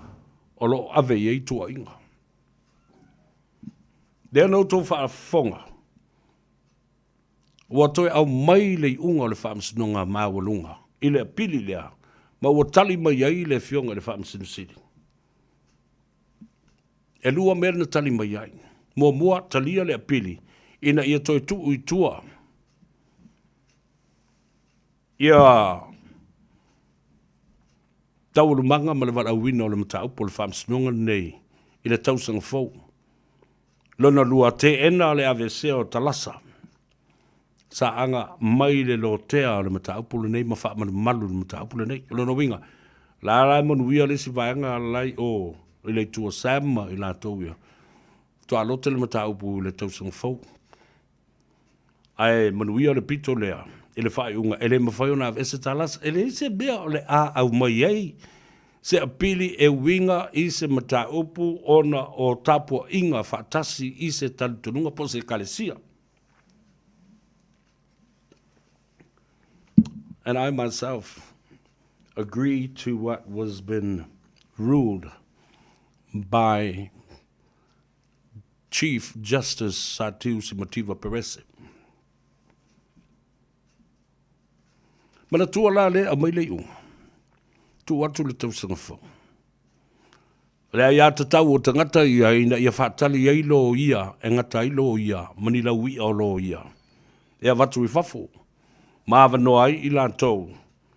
O lo ia o lo ngalulu I Samoa, a o lo o iai isi mata upu wha le tula whono, e fia fina wina e tutu la iai, a o le io o ina toi wala au mata upu le. Whaasino ia Sam. Ia te au ia. E tele me ia tule mai. Mua mua. Pe e fōlinga mai ai. E le eise whaatua tuanga o tātou tangata. E le to mai ua oa oina. Ai alo matama whanau o Samoa. I mata upu tau le tula whono. Ma veo ni lo ia whaau uina. Ala le mai mau le teimi o ia tātou tama whanau ia tunu I Whafomo University a o uina ai whaapitoa le tula whono ma whaau uina mai ai. Ai au mai e whaatala le I ai o tātou tangata le tioa fo I la. Ta si I lunga pili o to tongi le I tūla o le leo leo. A private practitioner of law. This is what happens. They will raise their fees. Tua I si I taungata. Ono leo tātou le ano atu iai. Ma ua tātou whaatamala aisea, ua tātou whaatauanga vale ile malosi ma le a o oina o tātou lava tama whanau. Nei au ina I tātou whaalangulango mai I whafu. I whaamasino, whaapea fo'i lo ia ma keisi e watu I whafu. Nā se tala e watu e ta oto atu I au tafa.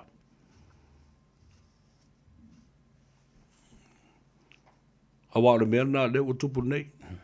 So se so tanga lavo Samoa I Samoa, tūlanga tau whaamsinonga, waenga ma ta upo le tūla whono, wa whaawhainga tā, o na toe tali tonuina ni whaeunga whaia lava e Samoa, tutu mo Samoa. Isaiah. It's because of the conflict of interest, because we all have a relationship to one another. Yeah.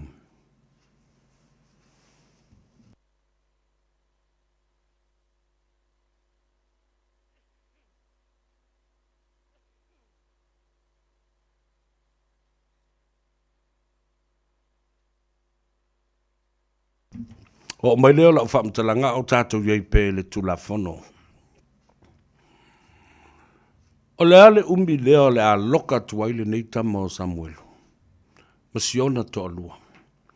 Le ale tula whono o lo wha ngā. E wha wau i pēa o na tau fia. What part of the law that these people will continue to use to detain illegally detained Samuelu for this long? This is not a murder case. This is a defamation case. A civil case. Remove the libel from the law that was instated.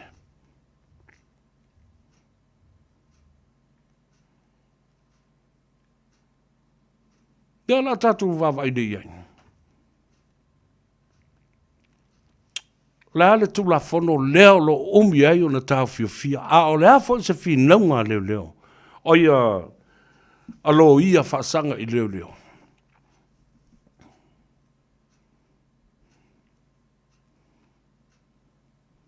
E lea o se whasioti tangata. Defamation. E le lo ka ai whapenei ma whapolonga ai sa tingata. E le mawhai ei o na toi te tala ina i tua. Whele tu la whono e wha mau popo ai a inga. Ai ata tau o ta maiti lo lātou ta māma lo lātou tina. Segregation of children from their parents. I think it is a pure injustice.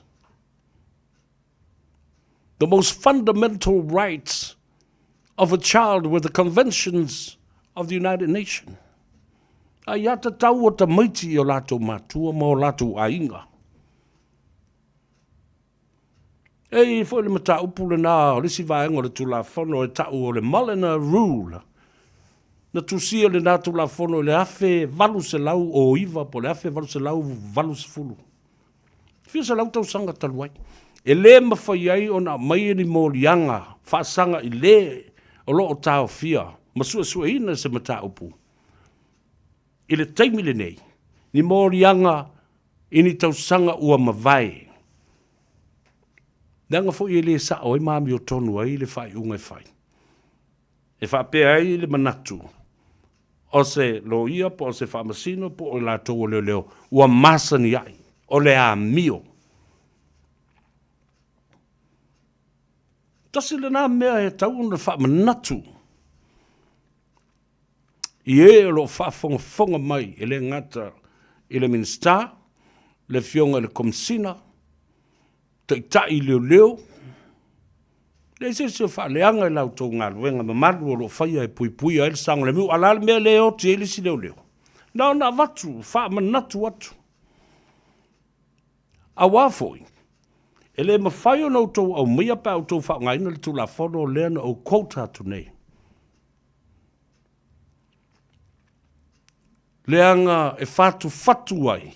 You know, the case right in front of you right now has shifted focus because you're adding the old charges onto this man. Ai tonu sa boile, tala le whai atu.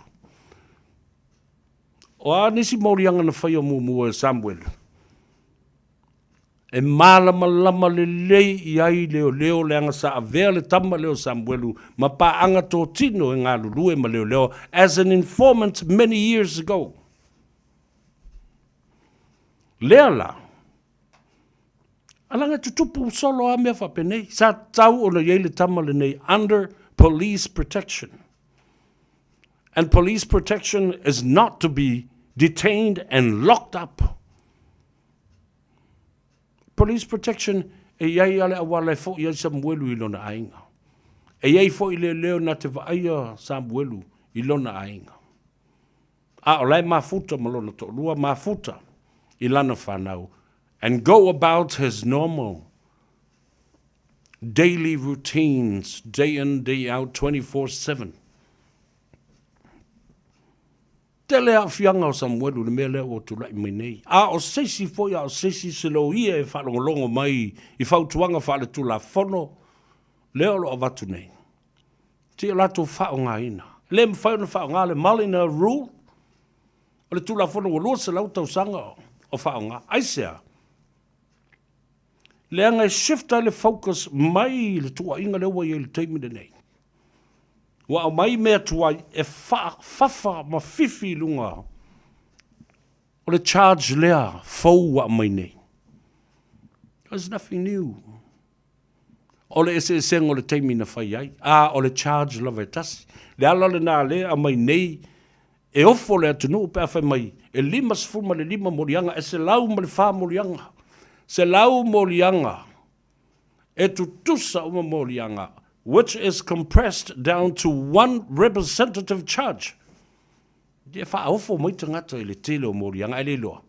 O le morianga lava e tasi a ese i aso na sori ai. Lea morianga. O le tū la whono lava e tasi e whai matatai e le morianga e tasi. A le tū la whono fo le nā e tasi wafha se lau ma le wha o na sori i taimi ese. O tō maua nā le winga talana. the same charge, a representative charge, an offense that was committed, the same charge, but 104 times, all at different times and dates. So ia. Ne whao fwina tangata, ile au mai au morianga, mai e se lima se fulu morianga, e tolu se lau morianga, aere le ole morianga e tasi. Ai o sori wha afia se lau. Ile mori mau le nā ma le tala tustusia a leo leo. Ia lau so atu le nā, ia i la tau o lo so ni le Casey i Stamo Samuel. A whai fo I tau te tio nei te walu I tua, it's a flight crest. O te lo o ingoa nei na whai ai o tau, ina ia pui ai Samuelu le nawai tau, sui atu le ngo, sui atu malo nasa whanau, sui atu male nuu e nofo ai. Ina ia pui ai leo, ile angalu wenga Samuelu sa alu ai, e sue, ma whaalata mai tangata ia, wa fiu leo e sue. As an informant, now, instead of the police turning to protect their informant, they're turning against him. Ia leo la vasidi, o ila le lokale. O ile lokale. O leo ale malo. O le matanga ale wenga ale malo. O le minsta ma le komsina I lalo le whainga malo fau leo o nei. Someone, somewhere, somehow, with the right frame of mind that can use a bit of common sense and part of the law to pardon this man and release him from jail and detainment. E ua tu lai mai le whainga malo fau. O te tau na mapu ai te ngata. Ua te tau o na whai masuru wha inga. Au na whanofo mo mafau fau lawa iai talo whai a o seisi a whea la ma wase mapusanga. You know what you're doing to this man is absolutely ridiculous and illegal because of the mental capacity that he will attain and maintain. Tasi lea whamai tātou te tau mawhai e pui ai le soifua. O le lamatia o le tangata. Ngase o le mawhawhau.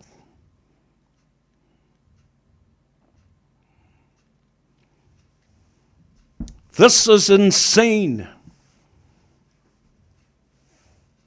What are you going to do to this man when he comes out of this? E te talatu e mai ua matua I sa kangia le mawhawhau aisea. Ua leanga le mawhawhau. He becomes insane. He becomes suicidal. Maybe perhaps not to himself, but he might do something to somebody else. Te tau o le iai se puipuinga o le atama. Lea mori mau tau. Wai e te fwoi na umawawau. Wai mau pēna lava tā pēna. Ia meo lo ia ma ila to uma tau vea nei mata upu ma fai lo ma lea fam sinonga. Wa uma te wa umi tele taimi o pisa o ai me ta pisa lea tunu. Kei fai po ai tonu te ngata e te tau ona au maia. Ma mo lia o lea wa uma na lau manu ia ma faa leo ma faa ilo I te ngata. Mula iani si e toe lea ilo nei mau mea o tutupu. Se faa mamai ngō te ngata la tau ia. Au mai tonu te ngata na fau le belea. Ma whaatino ina le sori tu la fono ai musu e tau. O lo utali tonunga le mea lea. Le hit and run lea. E leo se soli tu la fono na whaia ma fuafuaina male mautinoa. Male wha moe moina. This was a pure accident. But when you hit, it's an accident. But then you run, then it becomes a very serious crime. Na la vea le tangata, e lei wha moe moina, e tupu se mea whapea. Wa oti le tangata, ia wa onga le mata aupo whai.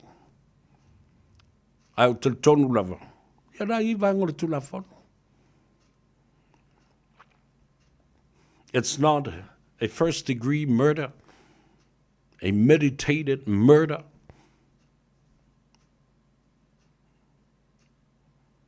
It will probably be a second-degree manslaughter. Ole, oti o tangata lima pa i valea.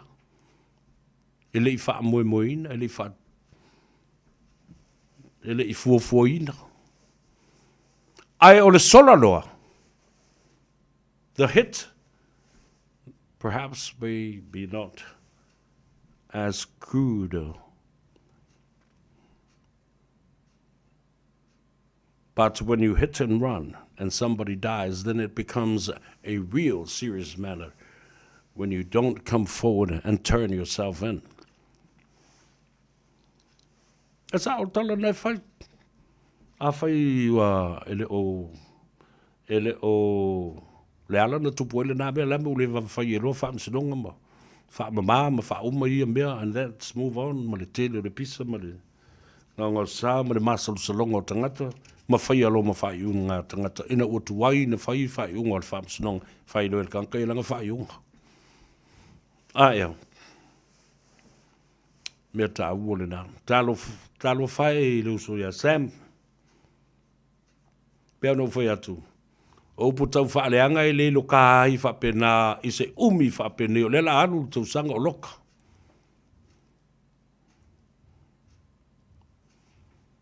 Ao se whaamasino. Ao ni lo ia. Ao leo whai wao leo lai te te e lawa ina i aua nei. Nei te tala ina i tua le tampa.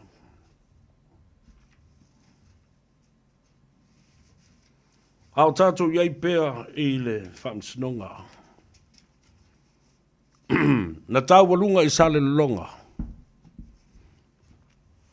Le whaatala noanga sa whaata milo i le motele i sa la whai. E lana fionga i le stala sinia pa o le li pune au o le matanga alwenga o whaamsinonga. E au fia ai whaamsinonga i tu maloma whaamsinonga. O whanua ma suafa whaamsinonga o soli ngā tunga. La fon ma so se va en o le matanga alwenga so o le whaamsinonga. Le sunga le pali tele John taima le langi a fele. Ma lona au va amre au whinga alwenga atoa. Oi, a o le i tatu o atu le whaatali noanga le nā ia pule ona i se la whain. A vele nei taimi momori e tuai ia wha mawhan whananga, ma wha maisenga i le tuuai o le malo le fionga i le aloli. Ia wa ai kesi wa ai. Ia, se woma mai foi. Ia, ma le nā mawhtanga foi ma le tua whina ia moli ei. Se la i vao simi wa ai.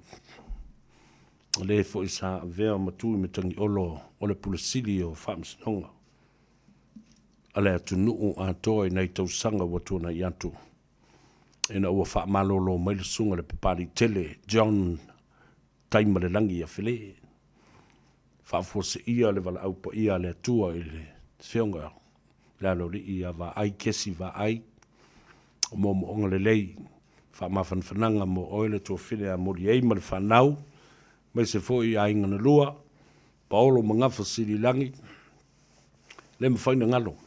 Sa o malanga atu le tausanga na se mawai atu nei ma nga i atu ia sau le talanoanga lo mātou ainga ia sa masoi ma sa tufungama sa fao. Leo lo o fao i nei le fionga i le minsta. Al sa o fo le nao le nei ainga. Fao Harry Schuster. Ia ma mātou whale mai i whai talanoanga i Vaisala. Ia ma mātou whelua i ai ina ua sa sao ainga. O mawaenga, whapea fo i tufunga ma masoe ma whao ia mara tātou ainga i Vaisala. Ma mātou malanga whaatasi mai ei lea e ma moli le mātou si i ma le whaanwano i ne iafu. Ia sa mātou malanga whaatasi mai ei ma le whionga i lea roli. Ia wa ai kesi wa ai. Le iba mau nei pe o le tolu vai aso taluai. Sa ba wheloa i ai i New Lenda. Ia ba mātou tala noa i fo i ma. Wheloa i mo fo tai fo i le lofa mane. O no so tanga whale ainga. Ia ma so tanga lava whale wo. Ia ma mafutanga ma mae le tele o tausanga ua tuanai. Ai maise. So tanga whale ainga ma paolo mausunga ua tangawhai. Era whai a leo le iputi ma mātou ma vai ma fusi foi. Mo le malosi o siali e le aina matua i whaate ia. I le tala i le vai a sofau. Ia, awa o le pei o le uso lea. Ia, ma le tua fine ia moli ei. Tu uma i ei whaatu tuanga o pisi nisi. O ati nae. A o lātou uso ma tua whawhine ma le lātou tamā e a wā ai kolone. E ngāta i le whaletari mālo i Vaisala. O ati nae ma isi fo i whaletari mālo. O isi fo i o whaleo loa ma whātoanga ma mea whapena. A leo ua whaafua se ia le wala au i le. Tua, ia, alofa mai le tua. Fa mafana fana ia te oile tua fine moli ei, ma le whanau, ia fa pea foi Paulo mangafa ma ainga na lua, o woma e ma e. Sa mafuta ma masani ma le fionga le lori, ia va ai kesi va ai. Apena foi on avatu fa mafana fananga ma fa maisenga ilo tatu ainga, sa tu pa i masa asia ta. Ia, o whea lava o lo whafonga mai ai o tātou ainga. Ia, tātou lava palemon sa ia wai le o se whaiwai whai e tātou. O le whina ngalo whai tō tasi o le atua. O mai leo la tala i le whaatalandoanga leo na whai nei. I le motu tele i sa la whai. Mana tua. O tō la whono lava nei o pili e tolu fo i e. Luas fulu. Lea lava o lo vevesi ai, ma vevesi ai. Tō la whono na tope lau wha mea maide ma mea ola watu wha whonga le atu. Tu lau wha whonga leo nupo sa te opu na whai mai i lesi i fo i. Tangata o le malo. Io, whai mai, these laws were ill-conceived and badly drafted. Io lesi vai na sound o ye, lesi vai, le fio ngai. Le lori, o le pelesteno, le alo o se e nei o whanoma swafa. Whai mai ea, o le usunga, ale ta malo e wha vale valea. Whai a inga male whawhine e wha vale valea foi. Na maitanga ai lea o le vale lea. Ma whanau mai ei le pepe o le tula whono e wha vale valea foi ma le angalo na mawhauwhau. You see where I'm getting at? This is the simplest way to transform and translate this piece of legislation. Ya, na.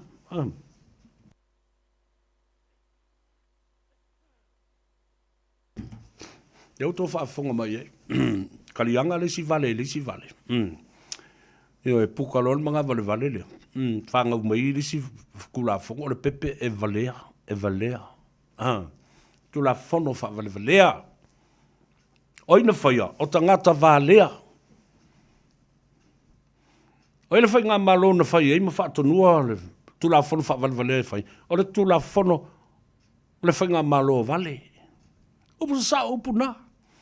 Na ola ia tope lau whape nei ma le mawhau e mwhai na toi fo i mai. Swipi le whai ngā palonta lua whi lusfuru.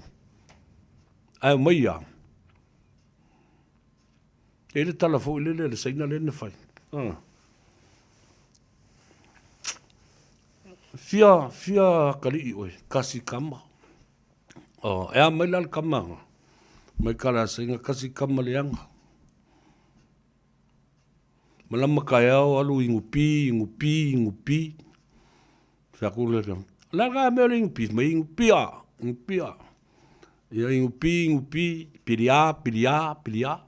Mai ngā le ingupia, le an piria. Mai le ingupia, o le ingupi, o le ingupia. A le piria, o le piriaki. Ngā le ingupia, man piriaki le aso ako, pe ala lunga na kama. Ia ngā lea. Nei kasi kama, akali au sau fale. Fasi fofinge, ai ke fua whangau.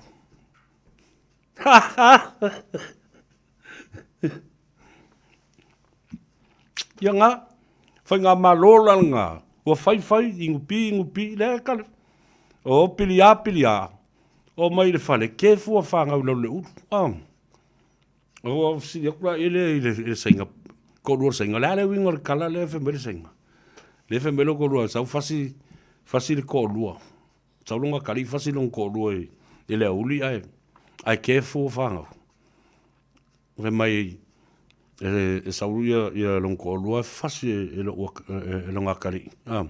Fasi le whinga wale o ngā mai o mga ingupi, pilia, saulo fasi le whinga. Ai ke fua whangau, whe mai. A le ka mumo e solo ka mai ke le fua. Tu lau whafonga sa mo. Ka koukari e fo i aile mea, wale winga la ngā le mea. Lea na tupu nei i le mea lea. I pili nei e tolu na so na whai lea o tātou toi vevesi ai nei.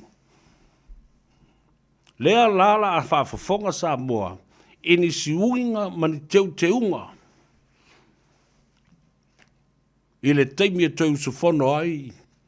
Ia le malo ma le pale mene o sa moa. Ia au kuso au le whaio le fono i au ki topa. Ia. Suinga na o le a o i ai. Ia au tau whafonga i ai tala le sa telerapi. A mai la ia le ingupi, a mai le kula fongo wha ingupi ai ia whamsingonga. Ma le au whamsingo. Ia le wa kifa whakasi koe ma le whamsingonga. La le tala le saunoanga, a le sunga le pali tele.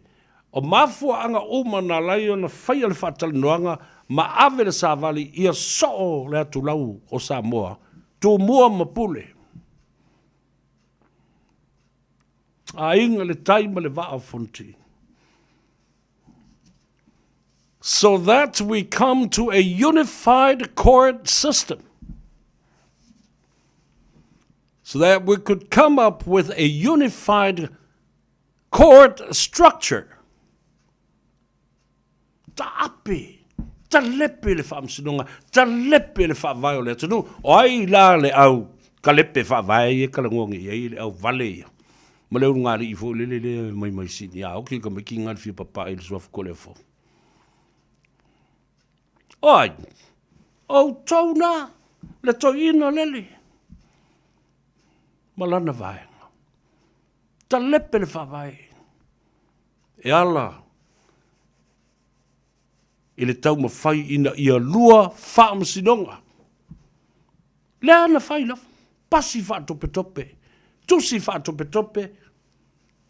Pasi whaatope. Whaata whele wala le whaamasinonga. Le whaavai o le awhi sa lau valus ful ma le tasi.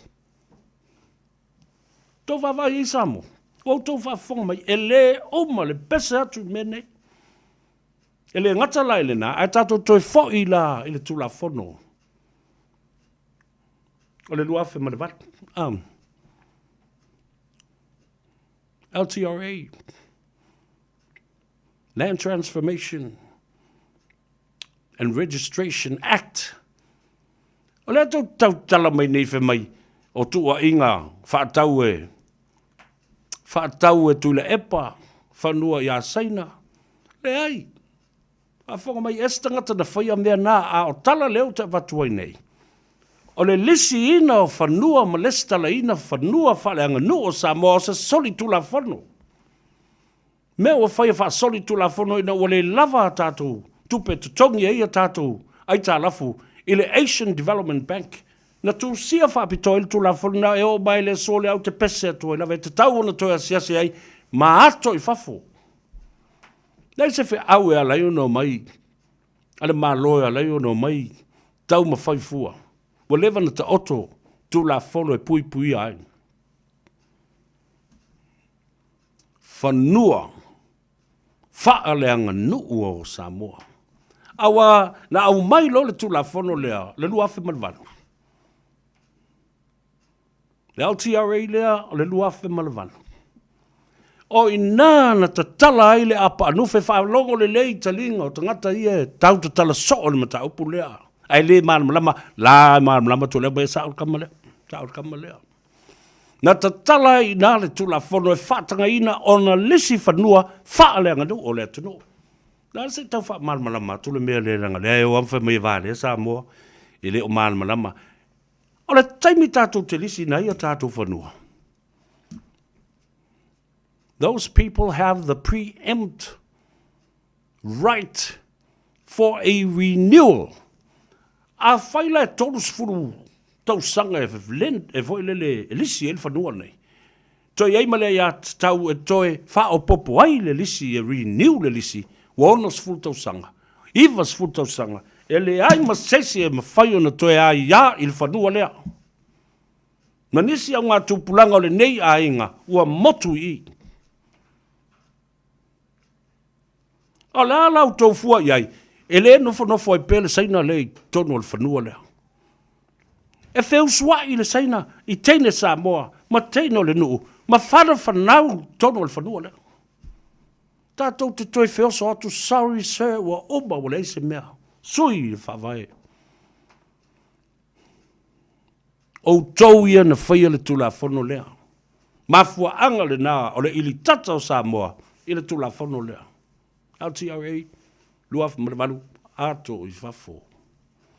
Whai mea ia Samoa, ma le whainga malo tula i mai. Manu o maua lau tau, lua vai tolu, ma le tolu sifuru ma le lima. O no fo le mauta o lo o mia nei le whatuatua i le atua Samoa o tasi.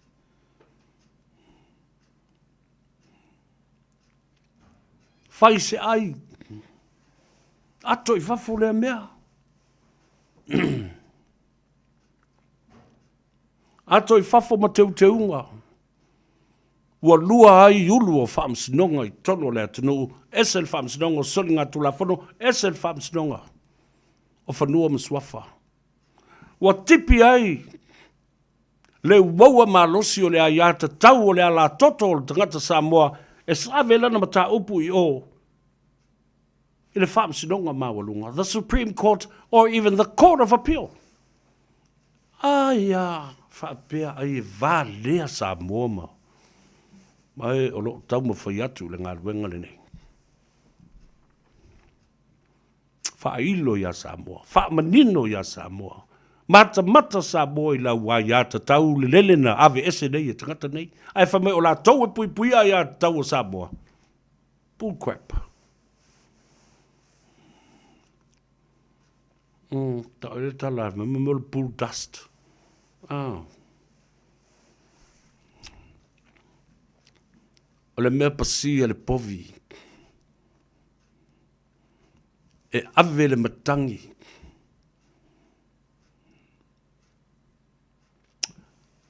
Ma le lea atu le matangi. Masongi tia ai, e isi tangata. Ma ona nā ai, ma te tifa ai pe o le whanupia na inua isi tangata matusi le tula whanu, ai o nā ai, wha masino le wha masinonga, o whanua masua wha maisi, wha masino.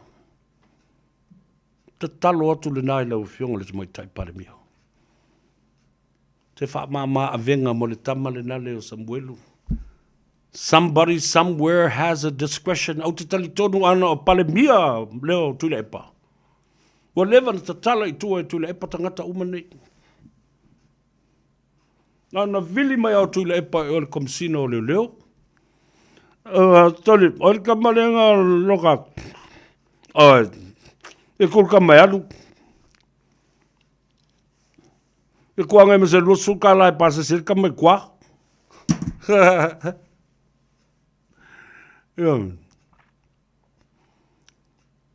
Al mele o tu lai mene.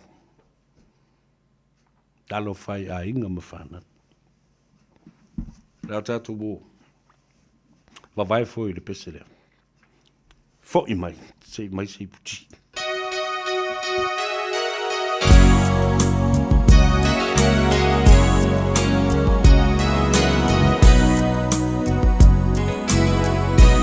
Amuia o se tama ma se teine na tele langona ina o le tinga o se mafutanga e mafana fana fa afua se I ona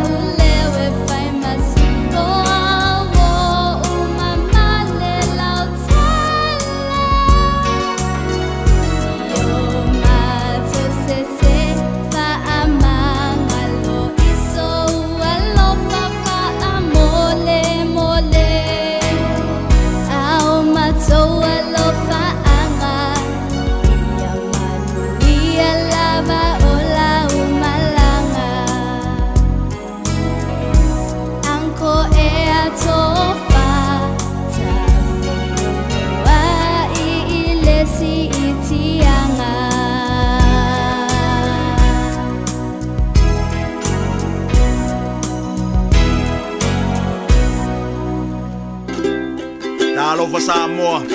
Waule ne yo kasputi alu. Awal suia ngila wale kio. Aeva eva mai ina se fudu lima iva kolu. Amo. Radio Samoa. Vevela a.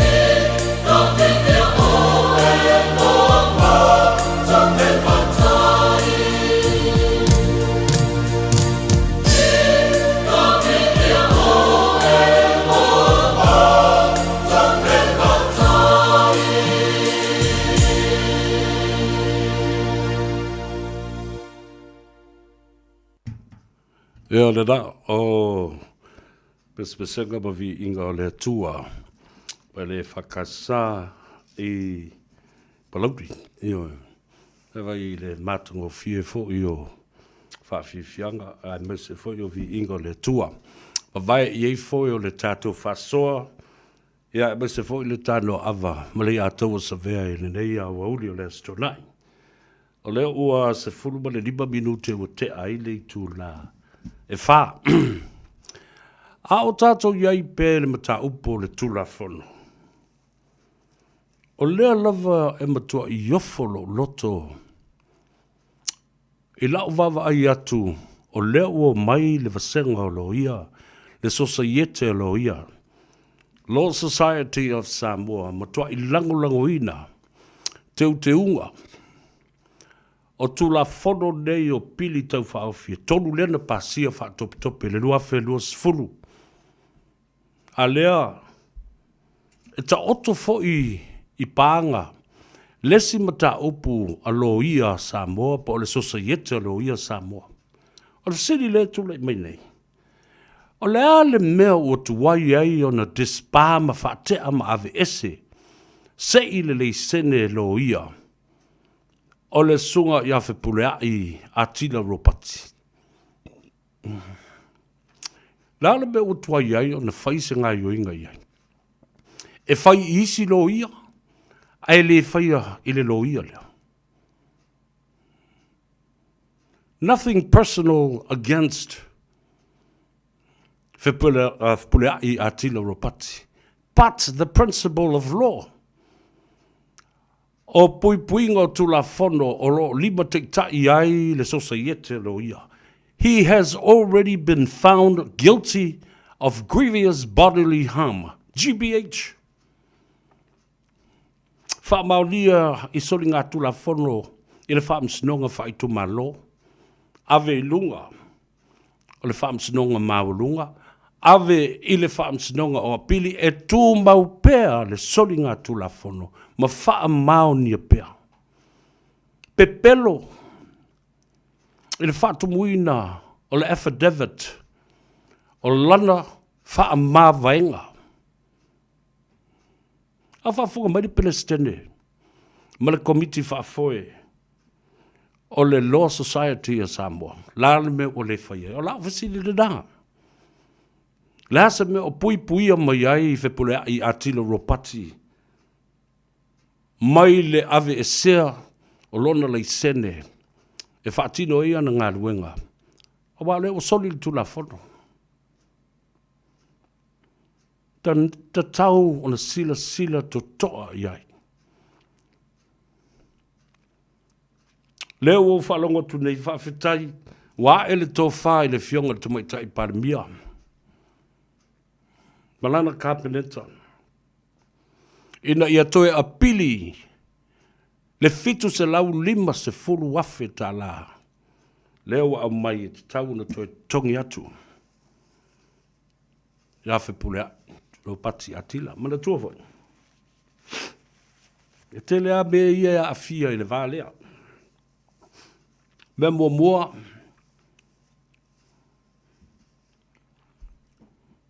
whamaunia, morianga.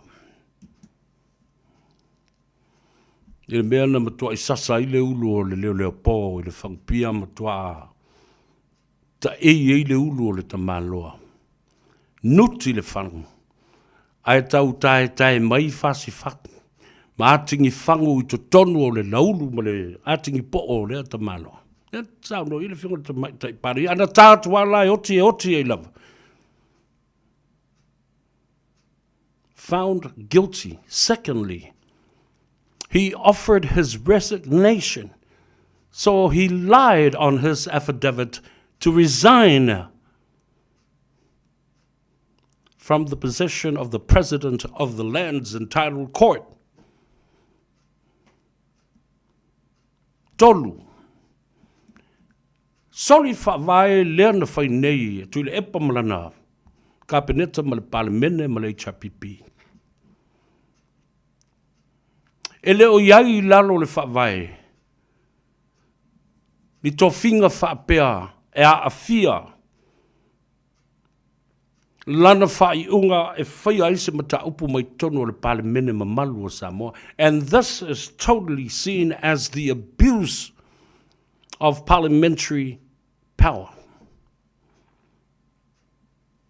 E lea nga waa iai se tasi o umia se tofi wha masino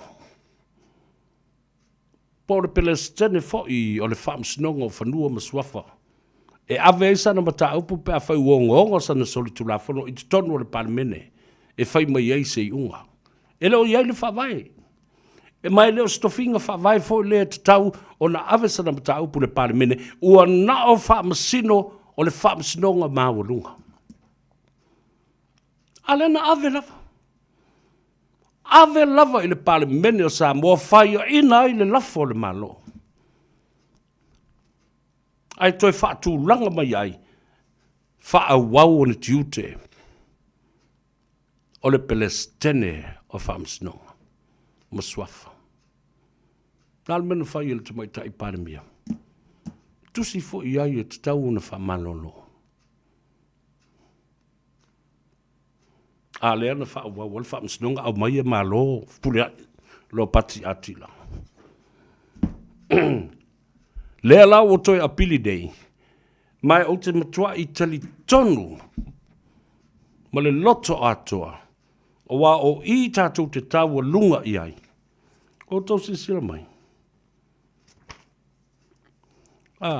Le whaila atoa leo le whaamsinonga, lea na matua i to tolo ai vai, ia savalanoa Mareva. Beat them. Lena avea malo ia sili mua le malo i le vai taimi o tu le epa. O te lo o le unga lena whaine ia Mareva. Ia savale noa. O ina e te tau o na peis po iai le whaamsinonga leo a tila ro pati mau tali tonu foi. O le unga lea fo i o le apili a lela tātou uai.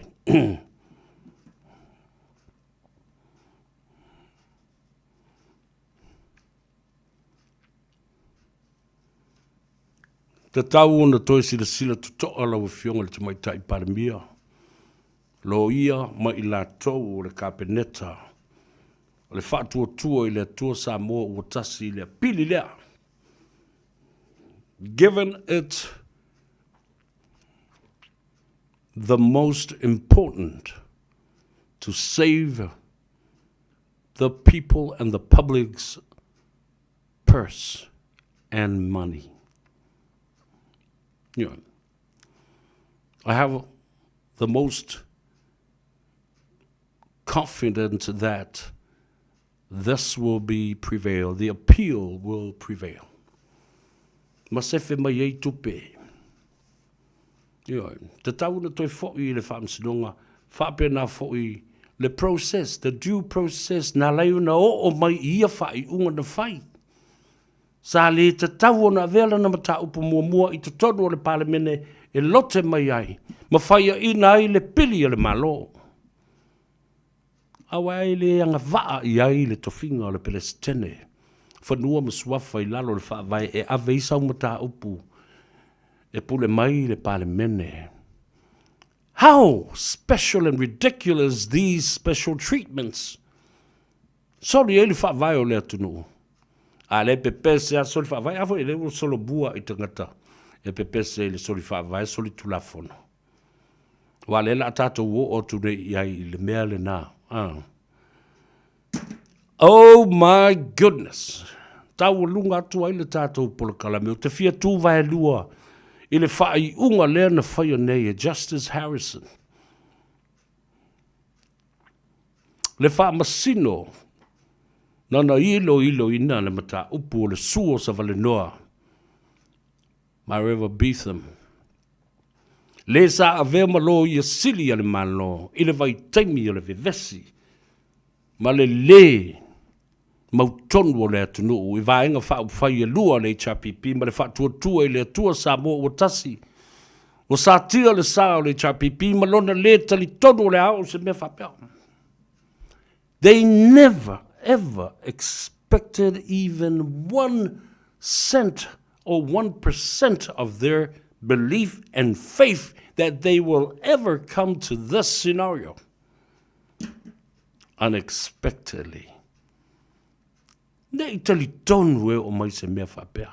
Le ala fo ile nā, o mea oba lava na whai, la whaafonga sa mo, whaafonga mai sa mo. O tau ia, olo o tau lango ma le pongi sao mea ie whai nei. E lua mea iu te whaatua tu nei. E le o tau atua e tu le epa ma le ala ia te o tau. Tangata lango le HRPP, le are sana whai masu e me le teimil nei whaatubu ai ia la tanga. A wala te si le fia le lei, E le mawhai o na toi anga waa, o ni sui tau vā. O le HIPP, ma o lai tu malo, i le whainga palota o le lua hafe lus fulmaleono. Fefe e ta ulu mea nena. Whaapongi sāla vai mawhau o nai tangata. Ai pe una ufai atu, tūla lata i le whainga palota lea. Lua hafe lus fulmaleono. O le ai se whaafita uli tele mō. Ma ua mawhai no tale noa tuai ala uli ma. Ma e tino mātutua masinia, a tonu e se tae au, ma ua se tātua wanoa ma le fionga te mai tai pāremia. Au te whailo iai le whaafita uli leo la tula i mai nei. Ile ai le fast. Ile o se whaafita uli le anga. Ai o se whaafita uli e te tau ana mana ia. Ma tuli matai ma mata i tuina. Aisea, e le toe onge la au le vao i le fili tanganga o sui usu fono mo le whaatua i le atua sa mo o tasi. A wā le whaafita uli le nāna tupu le HRPP nā lai o na matua i whaia i na popo matutolo ma sa whawhai lalo le uru. Aisea, le ai se tasi na manao e nofo. Le ai se si na fia nofo. To alima le to ono i la to o sui tau vale HIPP e whatu lai mai i to tono le tu malo e tasi. Whalogo le pese le ale atou sa vea. Mai te tau foi o na amana ia se tu o lalo mai le fionga. I le te whono, lea watu ai.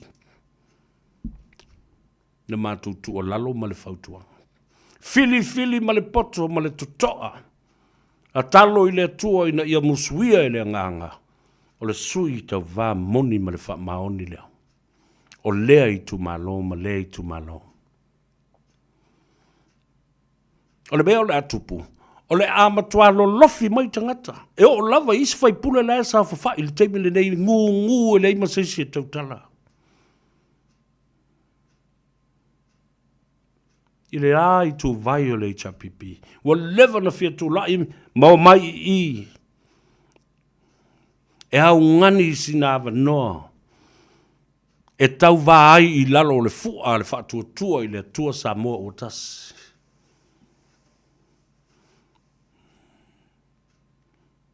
O le amatua i toa tele suio i tu malo, e fia tā momoe ma fia tau vā i tofi o lato i tu malo. Teimi nei, tolus fulma le lima i tu malo. O lo o tu malo ai nei, le fatua tua i le tua sa mo o tasi.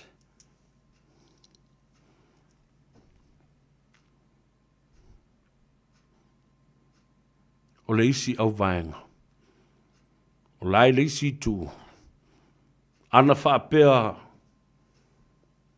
e le fefe le tu la fono le toi fo i le tangata e whaila na whainga palota. Wa leva na kolosi mai le foloa i le isi tu, i le isi tu. Pick up wana polo mai lalo le isi koul. Sawa i nā sawa tatau i lalo le mea lai ai. Fia me. The Honourable Prime Minister Dr. Fiamir Naomi Matafa and King Lauli Alemaliato. Oh. Mele na, nea leo no pese atu. Ele ngangata I tangata fau o leitu malo. Ma lea tangata o tai, o e sa o ina I fafo. O nisi o lo whaia lato pisi nisi atu no I fafo whapenafo I lato I to tonu lava I o Samoa. Lo ngā lulue puno wa I Samoa. Wa lato sila le whainga malo o tula I mai nei I mea o whaia Samoa. Mai o le a whau au pēr. O na wha malo si au I le atu no. Le anga le I whaia mua ni ana vatau wha pēr. Ile tala wha solo pito Samoa, mai lava I lana whainga malo, I le awhew sa lau ono sifuru ma le loa, ma le ulu wa I tuto tas. Never before in the last 40 years of the HRPP and Tula Epa's regime. Never. Tau whafonga lai le poroketi. Pe pelo la uli, pelo le fast le se miliona, le se tupe, le aise a. Ni fwa pako mea ngau awak. Na wa umatu le miliona isi tu malo. Lele wa fasoa atu le $2 million.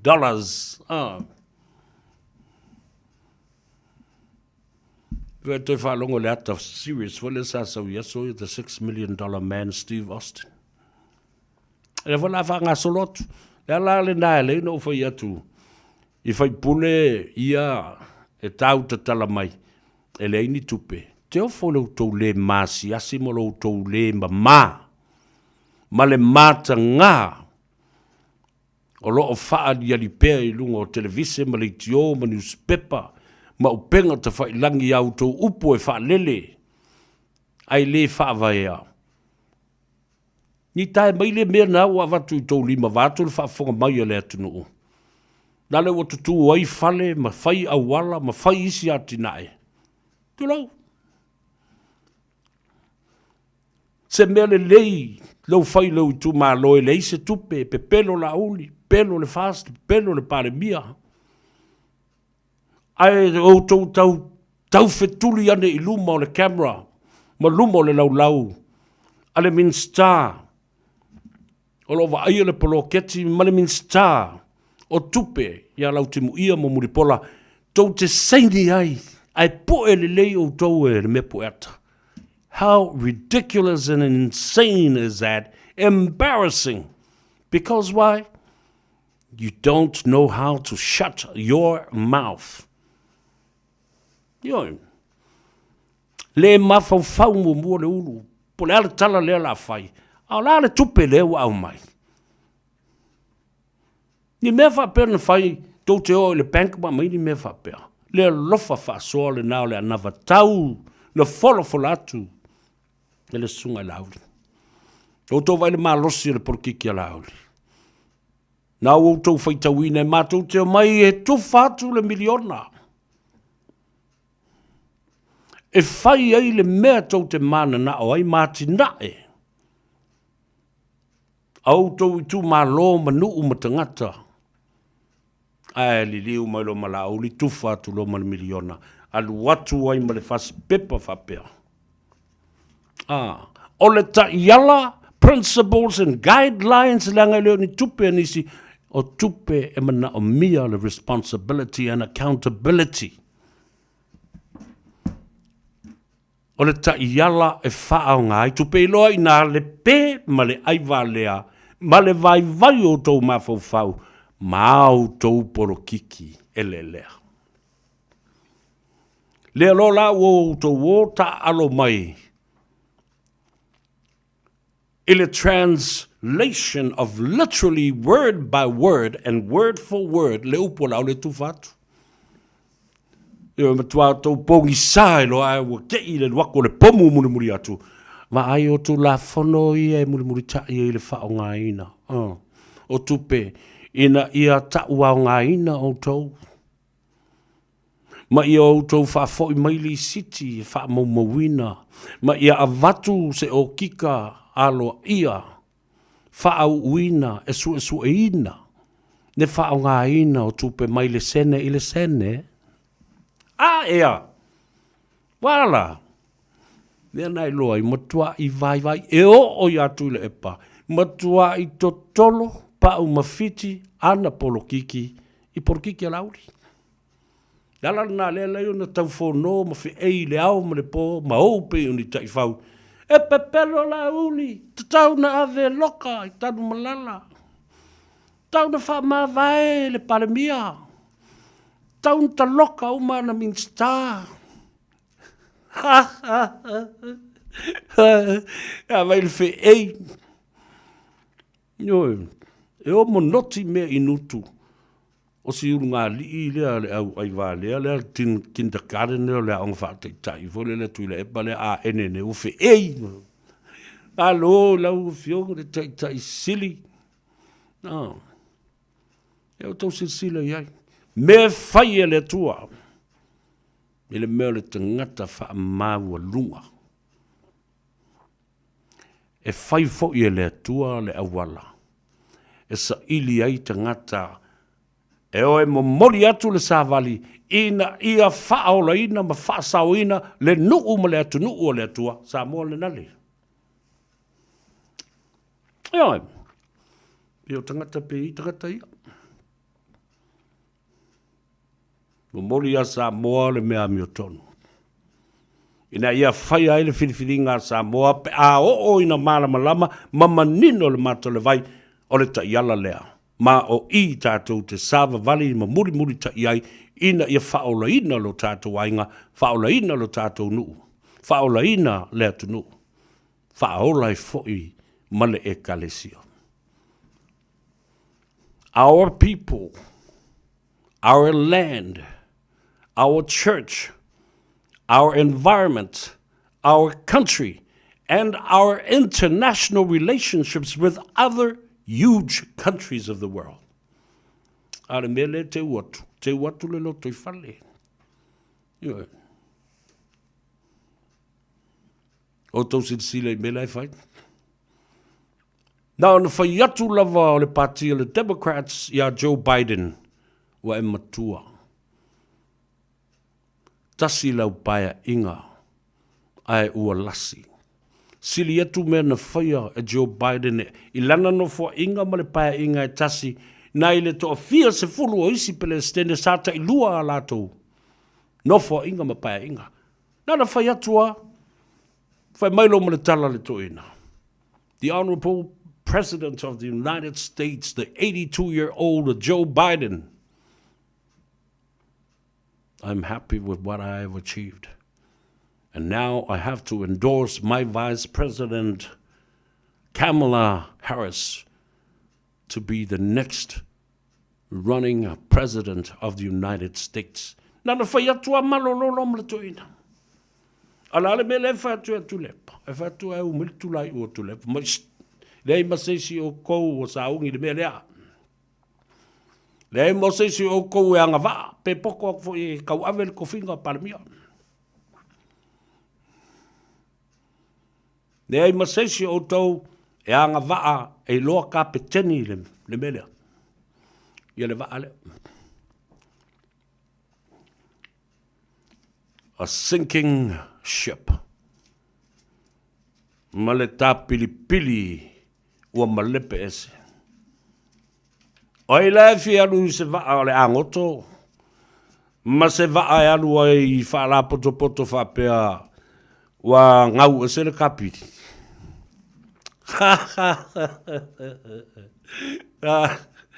Talo fai.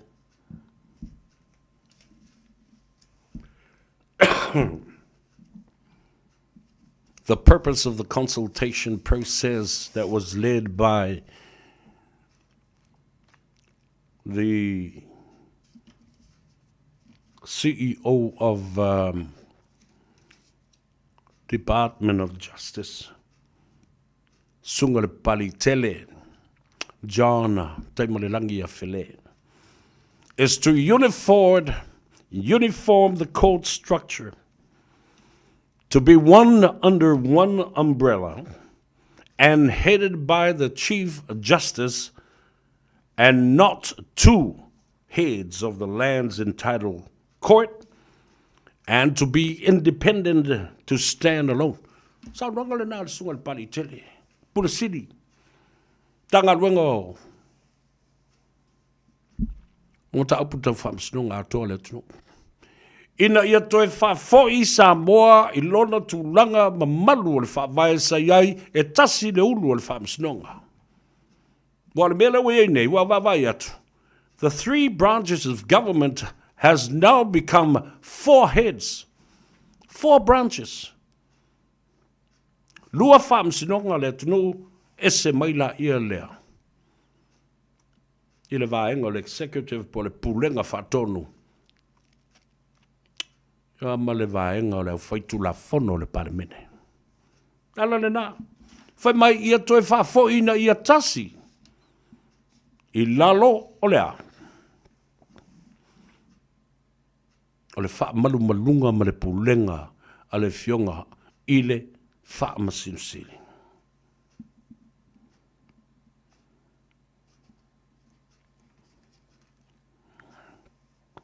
Ia tasi pe lava le wha masinonga Samoa.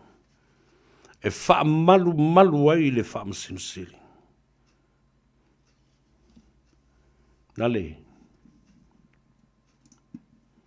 Isi o vaenga na whea i whaamsinonga nei, o i whaatalanonga nei. Whai ngā sa whai e tunu i whafo matapa ngai, pu i whafo le whalongolongo, melika me kile lo sai, a le sau so mwhali e mailanga certificate. O lau certificate le nā, o le stala, o lau suafa e te whale pui ai. Yo, so i e te whaatasina le suafa tole whoa a inga. Te tau, lewa mai le tula fono, le sunga le pali. Le mawhai o na tapa ni ipu i whafo, mawhai ni sa whai whafo. O mai sa moa se usu le nu, mo moli au tau nofo, pati se awa. Tau mawha le tu malo ni whaalo longa. O le lei i muli nu, e le stala i o tau swafa. A wai ta tau o na yele pule nu, le teimi o au tau nofo. Le ala ala i o na o, lui tau ina la utama lea. Na o mea ula ma me tali ye i ai tangata. Uma fo ina e nofo. Ma tau wanau tu le epa po lanme o le tau elona whaatanga o tau e whai. Wale mea na nai te mana oi. Ina i alo i ele tapanga o la wipu i. Ai wale alu i maota i whala i whasto tai. Wale ngoa ngā le malai mala maota. O maota.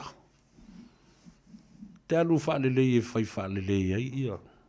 Tele tangata o lo ainga o mai ia ta o fatu ai lesa o fa na mea pule o tau a o fai fa soli tu la fono ia fa pena fai i pea ai talo fai ma malu o lo tau ainga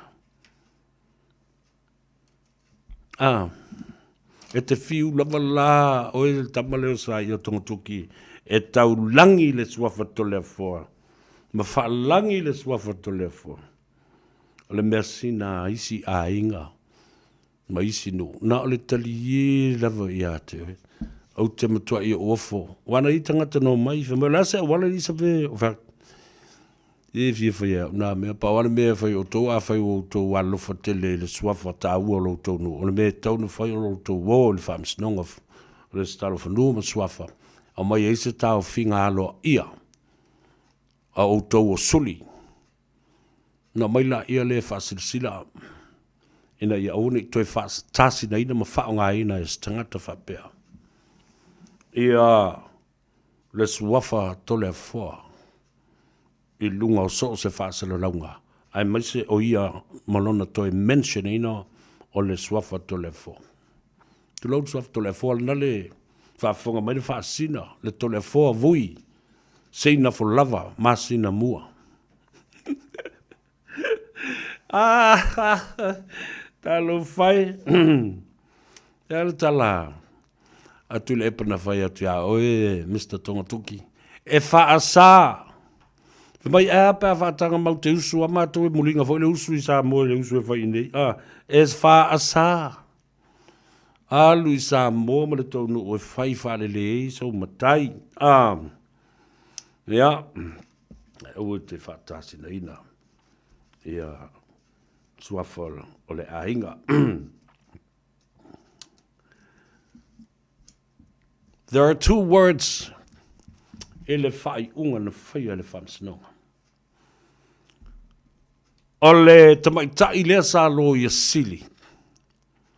Yeah, ta faitau. The summary and my analysis of this, the analysis of what was been said by it's either she's ignorant or incompetent. Ignorant or incompetent. Ilau fam talaina. O le fam sinonga atoa le nei e tolus fulu montupu ona lau pepa. It's a good read. It's a beautiful read. It is also written in clear, precise language, although it's the language of the courts. but it's still easy to read and examine and also interpret. Me mua, tasi al tutilo whamsino I loa I pe whale le malama ia le Lawyer City, ia manisi fo ina whautua ina oia. In fact, she's the top legal advisor in the country, to the parliament and to the government.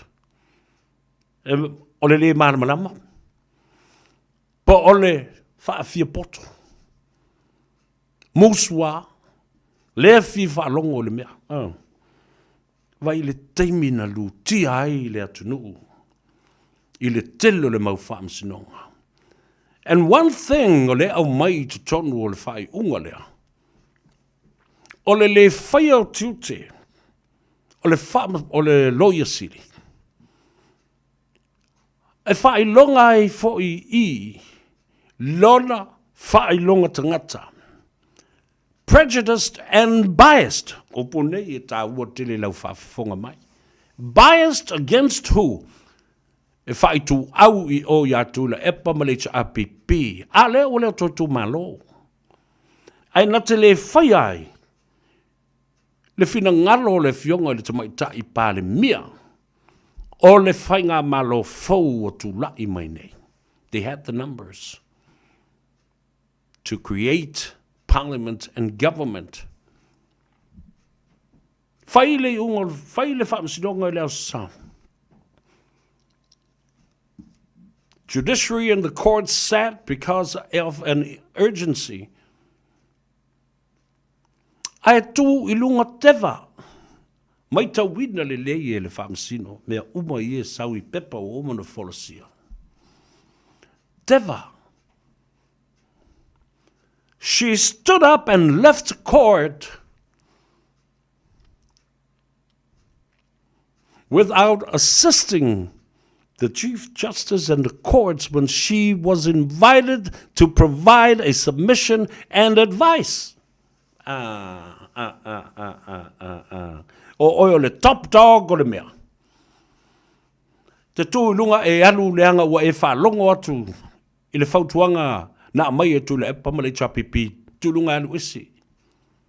Tūlunga alu ese. Wa wale alu whalongo se le tangata ule o toe iai se paua ma se malosi and still think that the pretends powers is still in his hands. Nana mea nana whai atu. E whaatonu atu o e ma river. Whafo. Au e te nofo I nai le whaamsinonga. E lein whaamsinonga e whaile sa. First time ever wa whai ai le tala whaasalopito o Samoa. Se whaamsinonga whaatope tope. E whai ai le sapati. Wala. E tūlunga e alu I lo whaalongo. You were listening to outside forces. Then I like na sa no le whaamsinonga I.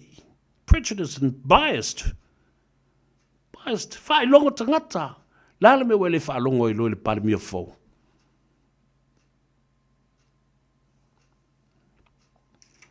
Ja, waar was je?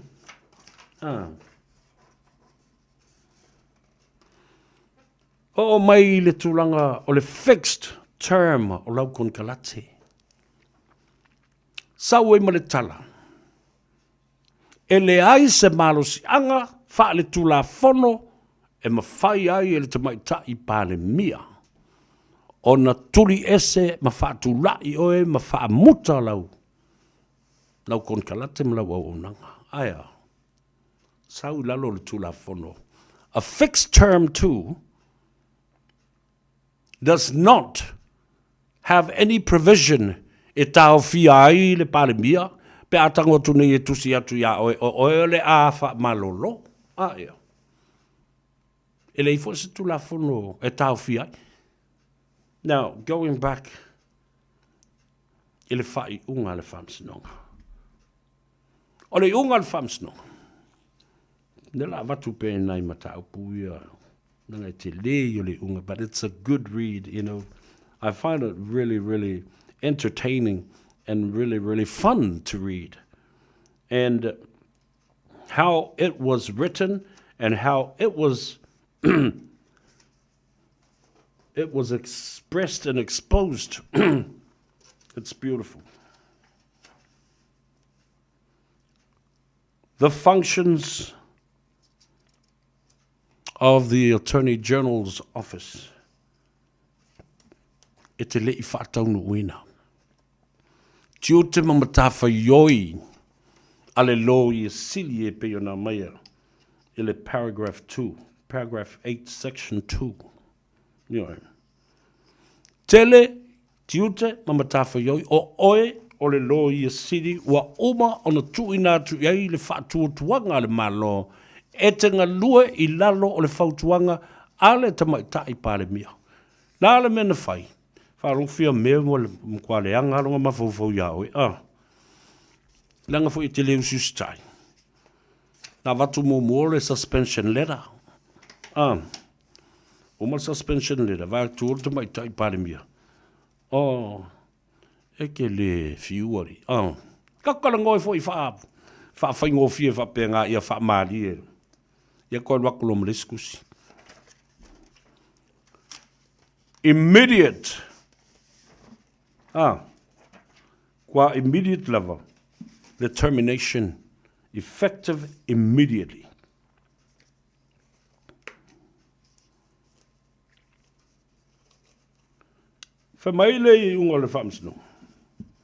You were justifiably dismissed legally.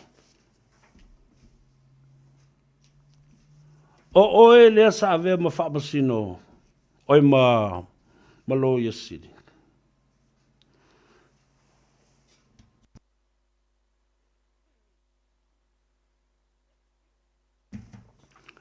E matua i wha mao nia matalia ina i lalo le tula fono. E au noa ma se mea se ma se whai unga se pe soli tula fono pe soli whawai. Watalia ma ala ngā te tauai. Le tuli oi. O to vai lei. Wa tala whenga iai le unga le whamsinonga. Le tuli oi. Wa sa o le whai unga le whiunga le tumaitai whamsino. So now you see, ladies and gentlemen, especially you women, and even you guys too. Mese awha fine lea tau tala le mafo whau le parimia. Le to luo sai o te maititi le porkalame Sydney Australia. Whalongo le mai o le tina lea. Whaititi. E te lua le tu tusa ma le fionga le tumaitai parimia. The Honourable Prime Minister, Fia me Dr. Naomi Matafa. E le tutusa lua wala aunga.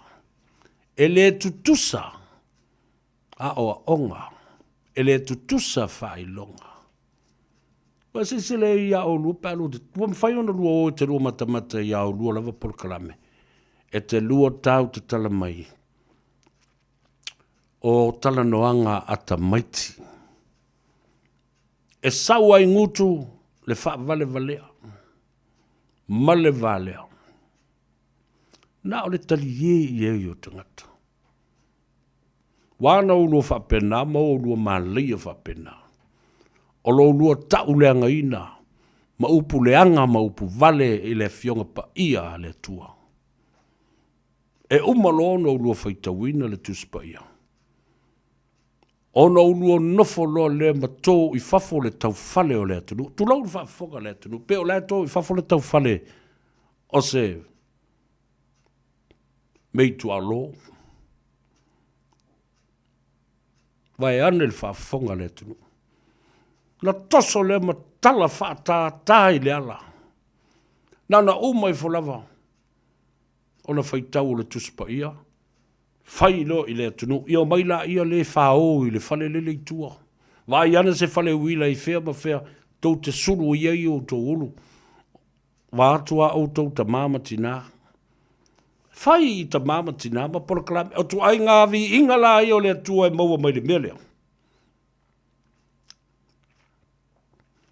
Nā, wa o tau tala atu le mele nā. Fua se tapu, walua mātutua. Mau lua ta i se wha ngutu lua le atunu. De lewa nei ana lua wha leanga ina tu le epa. Sa i lele malia le ngoi. I le fia pule I tupe le tunu o male seo na tō finga e tuila epa o ia o le pāle mia. Tai o Samoa. Ai toi tofi malona atali. Oscar. E a vea mapule sili o tupe le atunu. Toi tofi ma le toa lua o le tua fafine. O le afafine o tuila epa. Le fionga le ngafutasi afu imon. E a vea ma sue tupe sili. Sue tusi sili le atunu. O tusi sila la i le triangle lea. Pale mia lesi sa woi e pule i mea atoa. Lesi atali e pule le tupe. O lesi atali son-in-law e pule i le su e ina o tupe po whena leilo loai a whea whaaru i tupe a whea e moa mai i tupe. So you see Samoa, there's a conflict of interest right there. Lea la na sa i le tamitio sa i amalona tōlua. Ai whaatale noa mai i sito ina o le ota sua tele. Mai e mtua le fitau i a lea mea. Le fitau, ai wane. Le wa o e susu le. Ile ia whaitanga o. O Dr. Sili. O tau whawhanga i le tala le leo na uwhai atu Samoa. O upu nā.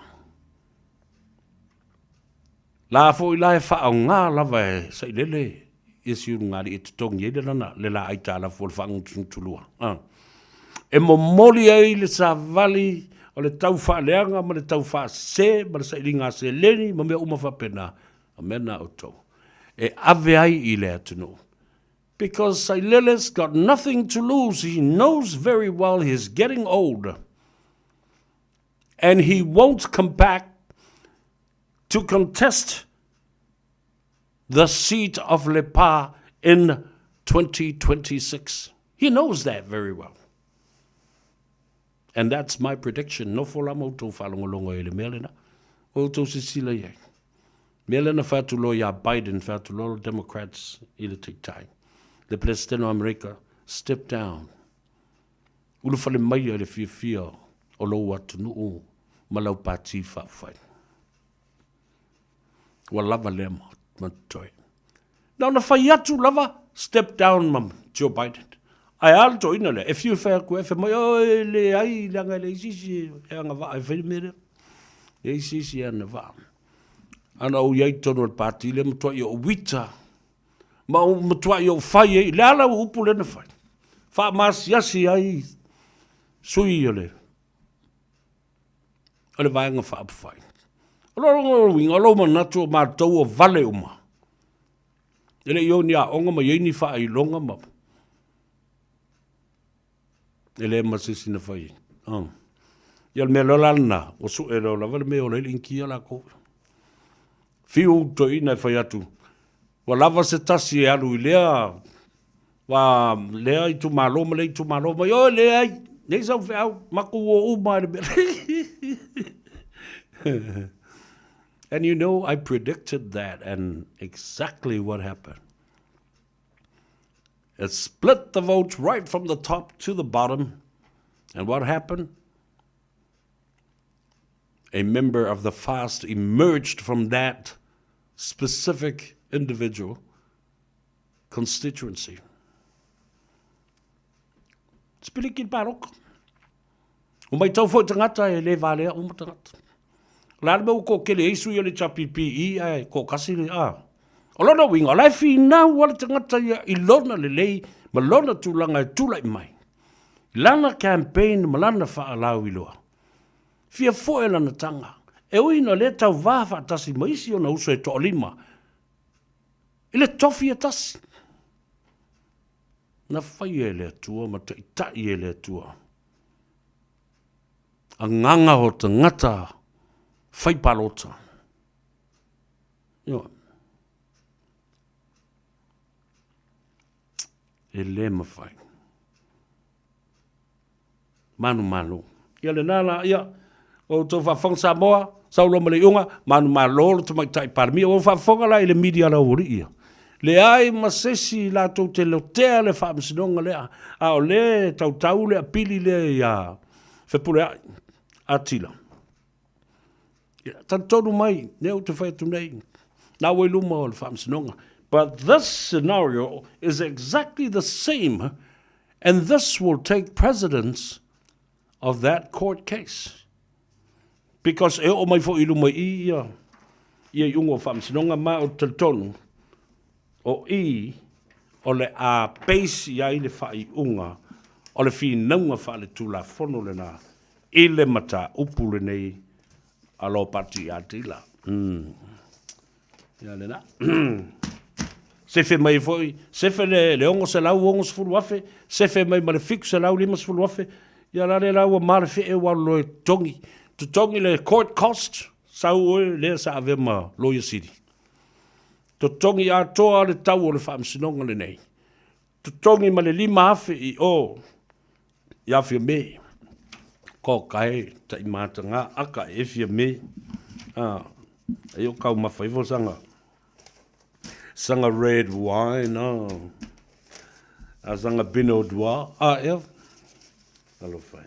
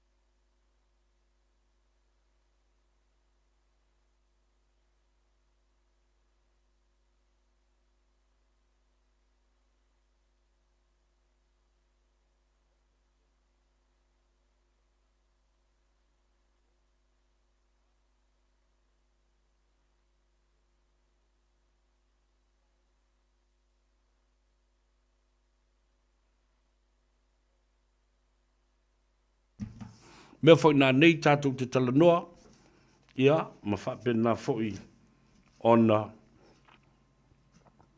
Pena whawhia na moe ele mele i, ia sa. Ele whaina. Pawale mele o te whia whai atua I le vanga munipuri lea. The dismissal of this case was justifiable.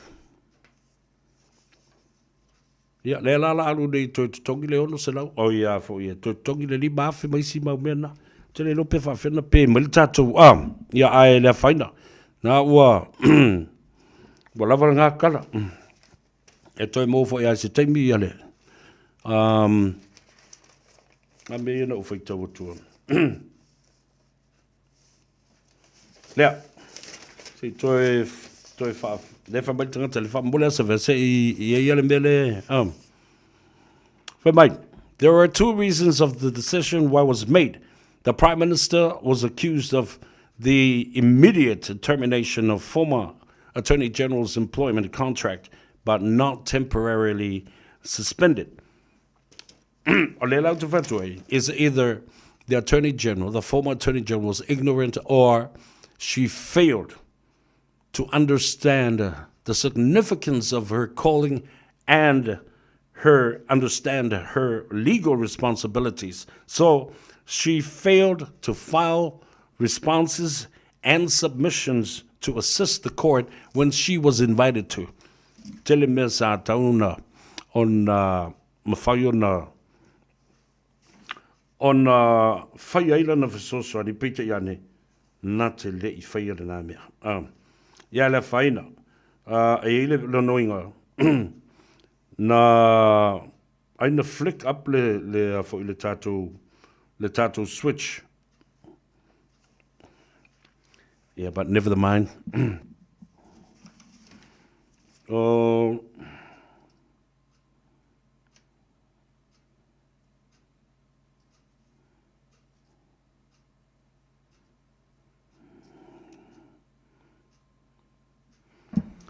Ia, le naha Samoa whawtaitele le mafuta mai, e se mea tātou te pole ai, ao lea tātou wheloa I le fiafia nā nei. I le tātou corporate dinner le nā, I le oats, onos fulta la le ticket, wala au ia le tātou telefoni olu o tasi lua iwa whawhitu iwa lua fitu, whawtai atu le Pacific Finance Limited, el tamai tai o Margaret, el tamai pule, el tamai tai pule na nai o I le lātou ofisa autu I Avondale. Ia, no whanga mwhai o nā ngā I ei tātou tō tele Samoa o Masani I le tamaitai o Margaret Yando. Ia, whapewho I lesi Margaret o lo I toi tū o lo I ei le tātou ofisa I Mangele. Ia, o le tāua le nā no ngā tupe fsosoni I whalawe lawe. Ia, o fsosoni mai I tātou. Whaifo le lātou sao. I le tātou waenga le nei o le o le tawhatolu o le sairinga malo e re ngata le tātou maftanga whaiwhi auso watasi o le pifala po le Pacific Leaders Forum ia e whapena fo I le tātou whono fofotua a Samoa o lo tū watasi o wale tātou sitseni Samoa e toi whafo I mai mō tātou tangata na soifua I le awhi wsalau lusu marwha, ia, male tau sanga e awhi wsalau wha se fulu mareiva. I le mele whaima pe I le tātou microphone. Ia, ai le whaina. Ok, loa, ia iala ki Apollo ngai. Ia, ai, ono mea siri. Ia, o loo whafonga, ia lo tātou tunu. E fo sisi vaenga. On whapena lea on mautinoa lo lei atoa ia le tātou sound system ia tala lea ma le nganga whalalo le whafonga tā pua ia lea tunu ia anga le lei mo vai lua tusa su tātou manuia le sapati I le aso tai au ai mole teminei ia tu outou le pese lea le sunga ia mailo ben vai le atau o savele nei wha soifo ia ma ia manuia tele ia lo tātou tunu.